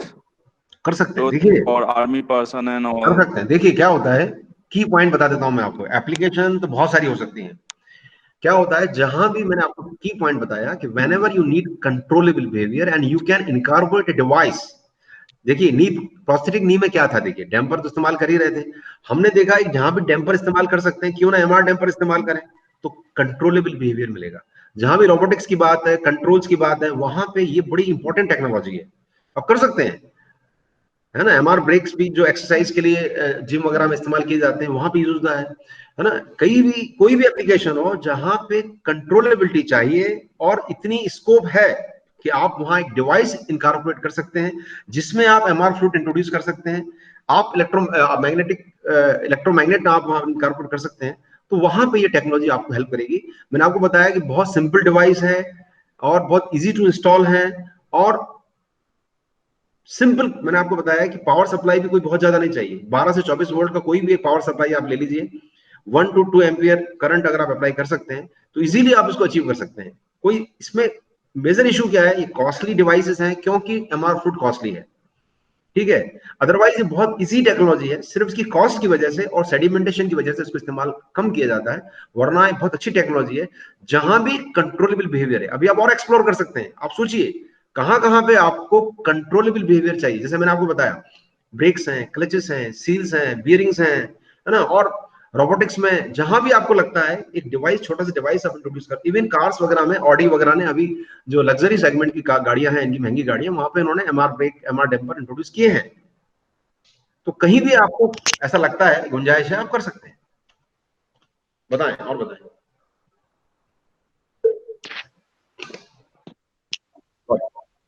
Any queries from faculties? Okay, sir. We end some of this. So thank you, sir, for sharing your useful knowledge with us, and you have given a very good information in details. You have discussed about the smart material, which is a magnetizable material. You have discussed about in detail regarding properties, characteristics, MR damper, clutches, MR finishing, magnetic material, MR grease penetrometer, and you have discussed in detail, sir. And we are very thankful to you for acknowledge this information. And I would like to invite Professor Rama Pawar, madam, to share her views. Professor Rama Pawar, ma'am. Thank you, Professor Surendra Singh Thakur, for give opportunity. Good afternoon, everyone. सर्वप्रथम मैं रमा पवार हमारे Vaishnavi group की ओर से यहाँ पर उपस्थित मुख्य अतिथि, शिक्षक और विद्यार्थियों का स्वागत करती हूँ, अभिनंदन करती हूँ। जैसा कि आप सभी लोग जानते हैं कि आज फैकल्टी डेवलपमेंट प्रोग्राम का आयोजन किया गया है और हमारे इस प्रोग्राम को स्पेशल बनाया हमारे मुख्य अतिथि डॉक्टर विजय कुमार सुखवानी जी ने। सर, मैं आपका तहे दिल से धन्यवाद करना चाहूंगी कि आपने अपना अमूल्य समय हम सबके बीच में प्रदान किया और MR फ्रूट्स के बारे में इतनी महत्वपूर्ण और संपूर्ण जानकारी हम सबके बीच में साझा की। Once again thank you doctor Vijay Kumar Sukhwani ji. Thank you everyone, thank you so much, thank you. Thank you, thank you, thank you sir, thank you sir. So all participants are requested to fill feedback form. Feedback form is already shared with you. Please fill it. So thank you for your patient hearing. कोई आपको Thank you sir. कभी कोई query हो तो आप मुझसे बात कर सकते हैं, मेल कर सकते हैं, मेरा ईमेल आप ले सकते हैं ठाकुर साहब से, ठीक है? Thank you, thank you. Definitely sir, regarding this.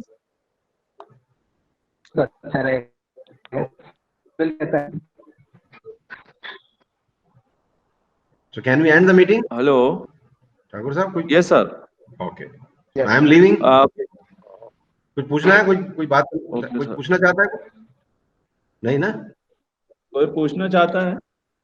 I think sir. Okay. Pandey ji